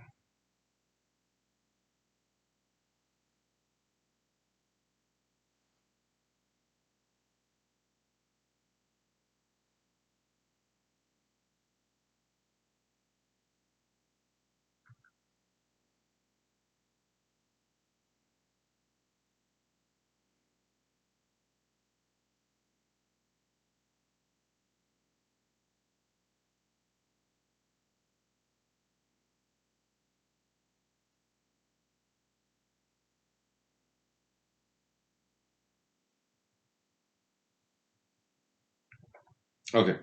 So okay. Now action.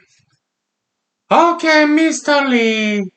We heard that you are pro-pebble. Yes. Okay, explain that to us. Why you're pro-pebble? You don't care about salmon and commercial fishing, recreational fishing. Come on, why are you pro-pebble? Explain, please. Oh yeah, the thing is this, okay? Yeah, I'm a risk taker. I'm not risk averse like other candidates in the on the stage. Okay, you all these three beautiful ladies, very attractive ladies. Okay, some of them are married, some of them are not. But they're risk averse because they have a lot to lose. I'm a small guy. Okay, so American proverb maxim says, yeah, a man who has nothing to lose has no fear. Right? I'm not being a sexist here. I'm just noticing.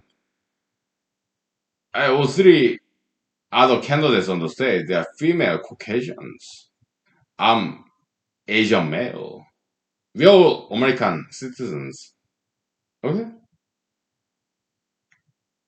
I just noticed there are all three Caucasian females and I'm only non-white male. Okay? And so I don't have that much to lose. Okay? And so yeah, I'm a risk taker. I'm not risk averse or I'm not risk averse like those people are. They are big, I'm small, so you know, it's a political gamble, right? So I rather be a risk taker as opposed to risk averse or like the three other people here. Okay, so did I answer your question? No, not at all. No.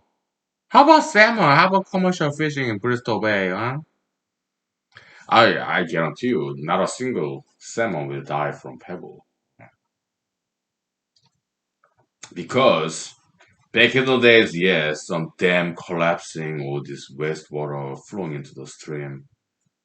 I've seen it. Okay, yeah, YouTube. Okay, but we'll prevent that. Okay, we have filtration technology.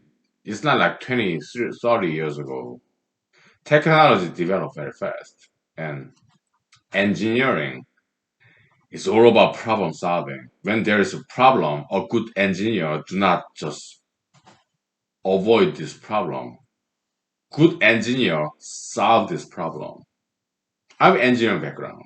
I used to be a computer programmer, software engineering. Okay. I understand how engineering works. We are problem solvers. Okay? If there's a problem, yeah, we solve it. We don't avoid it. That's the bread and butter of engineering. Okay? So I understand that language of engineers. Okay? If there's a problem, we solve it. We don't avoid it. Okay? Engineering is all about problem solving. Okay? So yeah, salmon, no problem. Okay?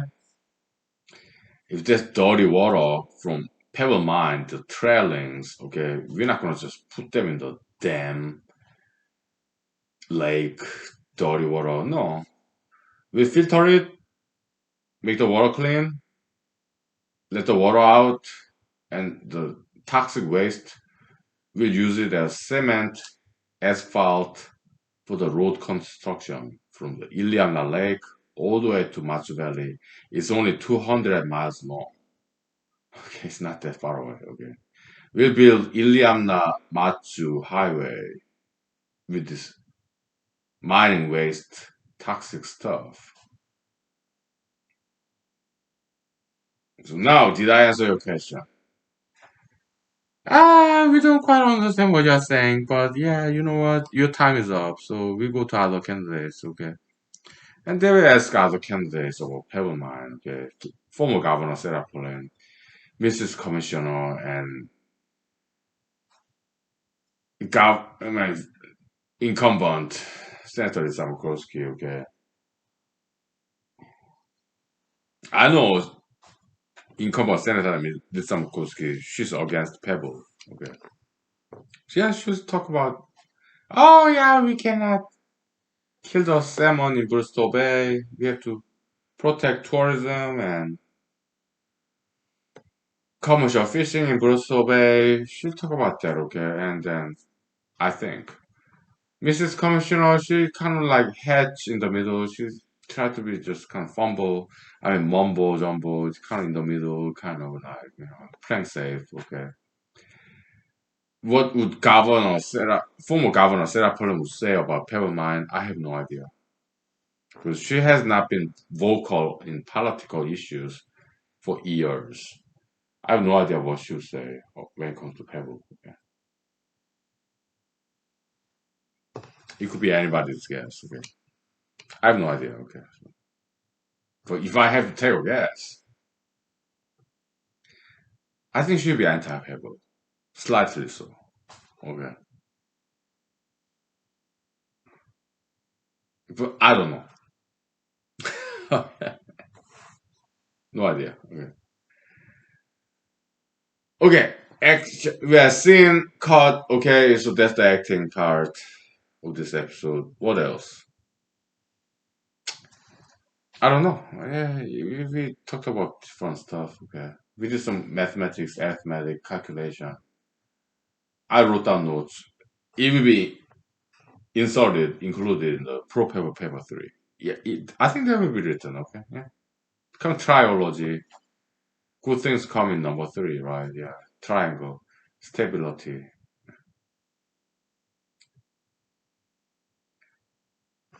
Yeah. I'm working on it. Okay.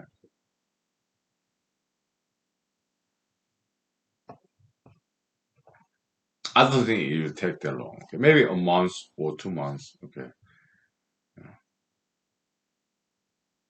What will be the title of pro paper 3? Are you 5 minutes? Okay. Yeah. If you have suggestions, yeah, let me know. Okay. Yeah. Otherwise, I just tell you. Okay. Because I have some ideas about this title of this pro paper 3.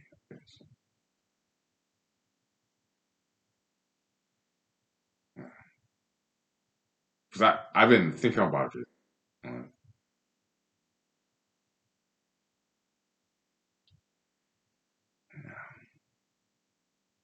all right. Let's take 5 minutes break. Okay.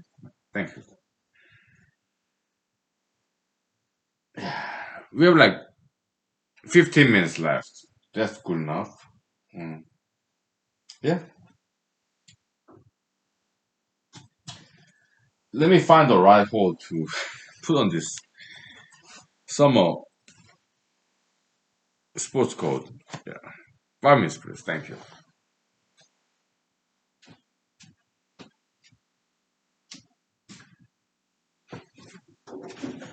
Okay.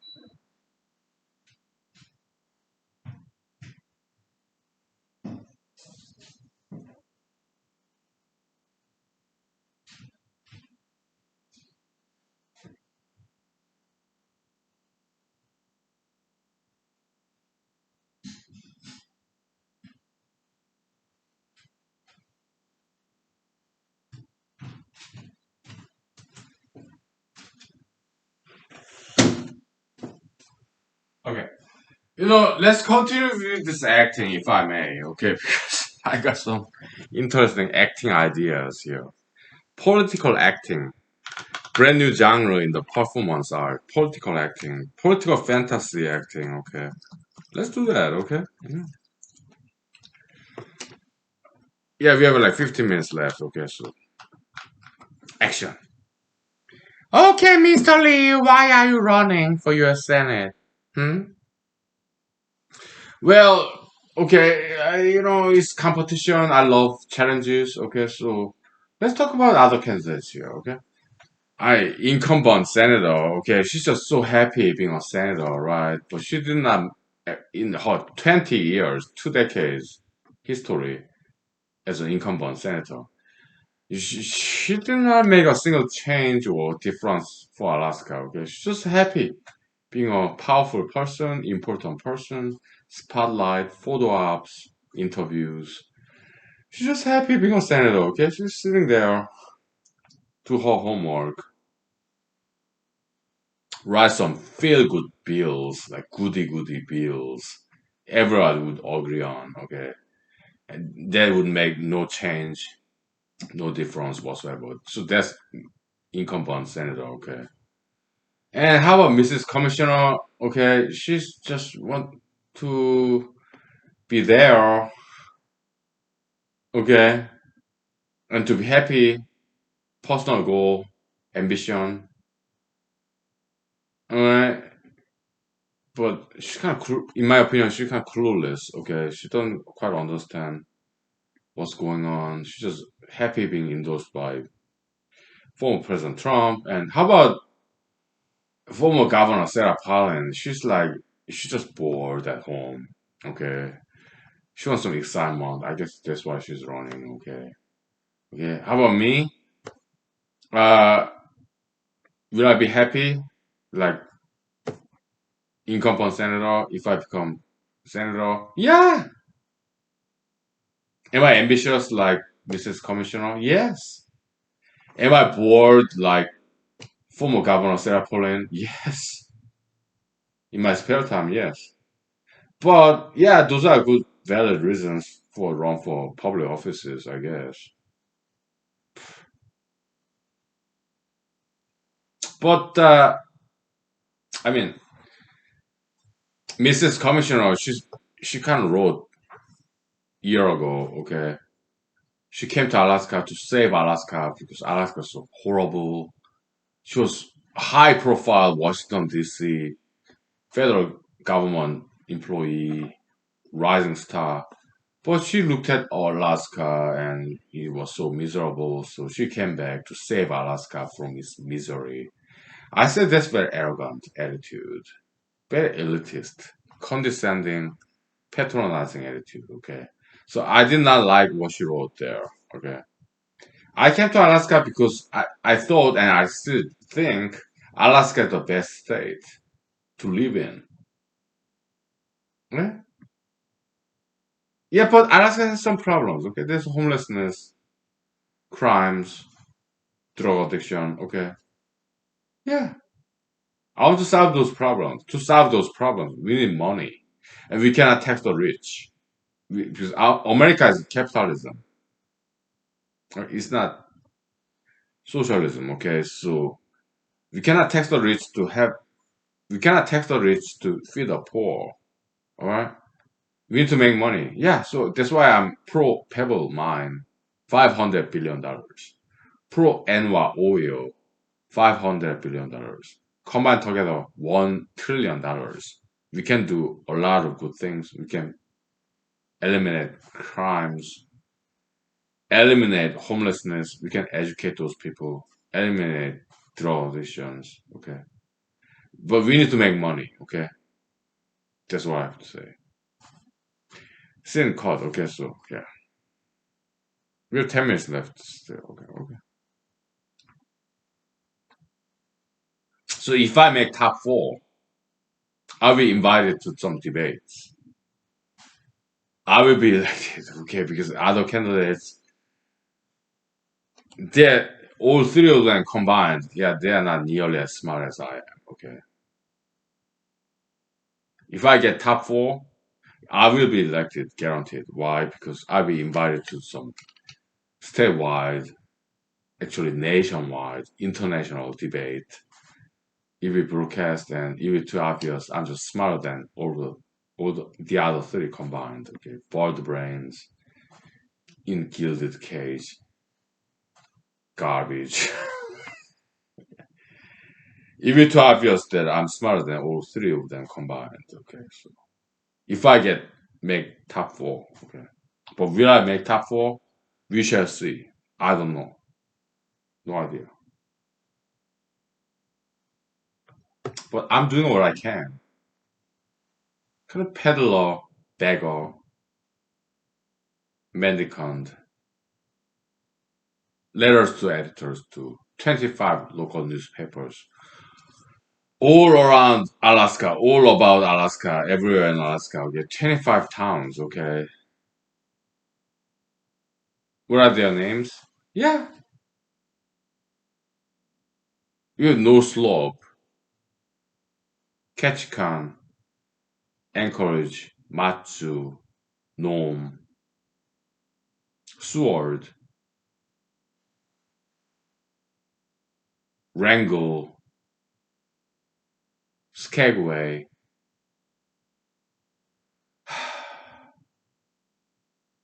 Eagle River, Chugia, right?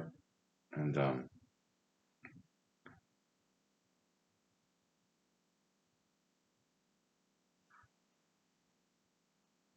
Bristol Bay, and that's 10. Okay, yeah, you have some obscure places like Haines, right? And then you have that's 11th. Okay, 12th, Bethel. Okay, you have Bethel,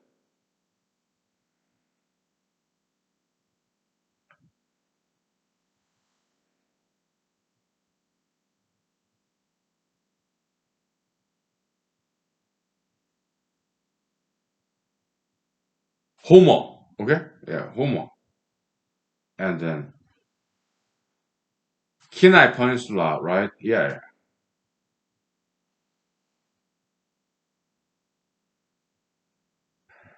Fairbanks, right? Yeah.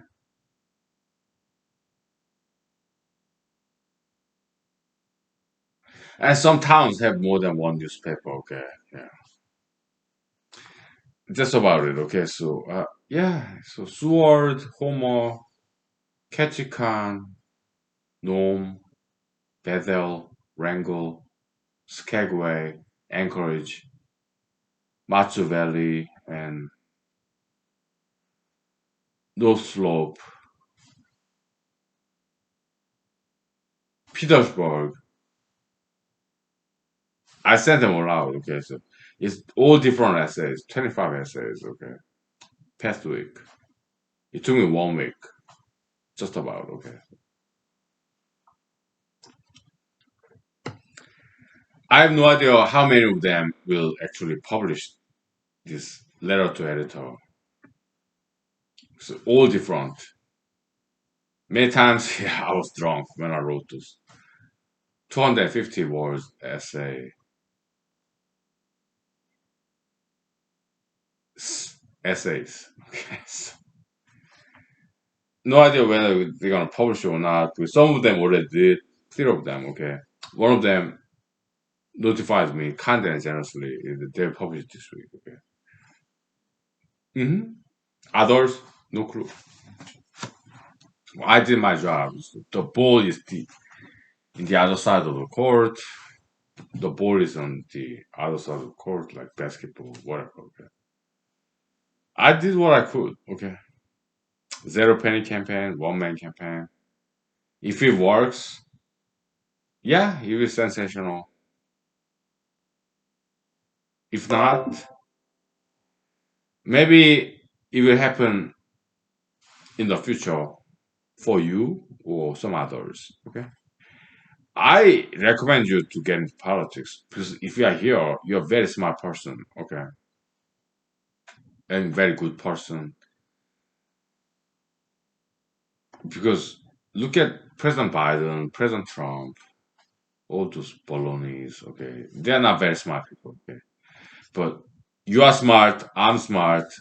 Okay, so if you are here, yeah, I recommend you to run for public office and be a politician to make this world a better place.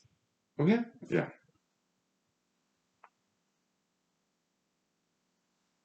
I have friends like you who are very smart and have good heart.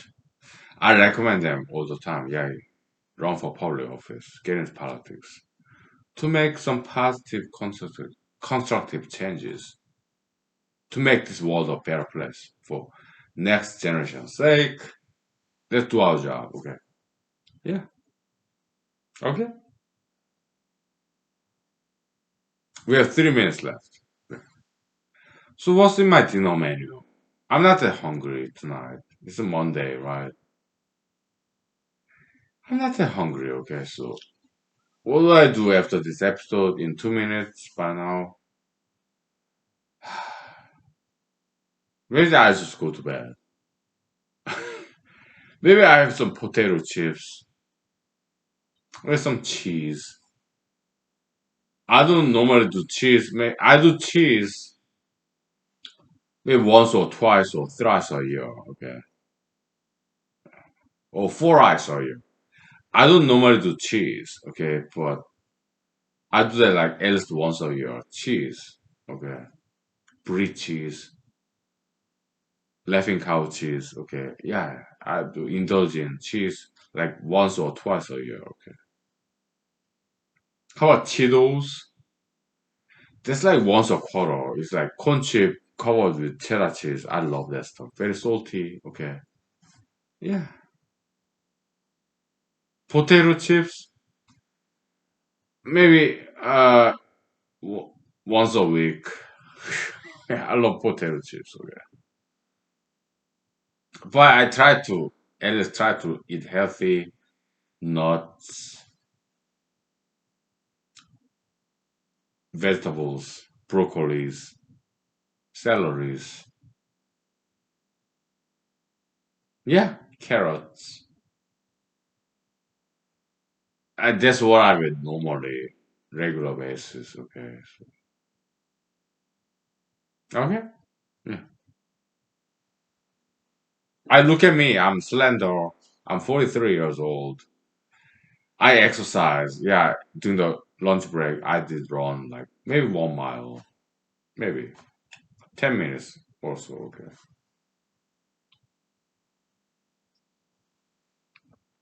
Okay. All right. Thank you. Good night. Bye. Have a wonderful week. Enjoy the rest of the week. And yeah, thank you. Yeah, see you again tomorrow. Okay. Thank you. Bye.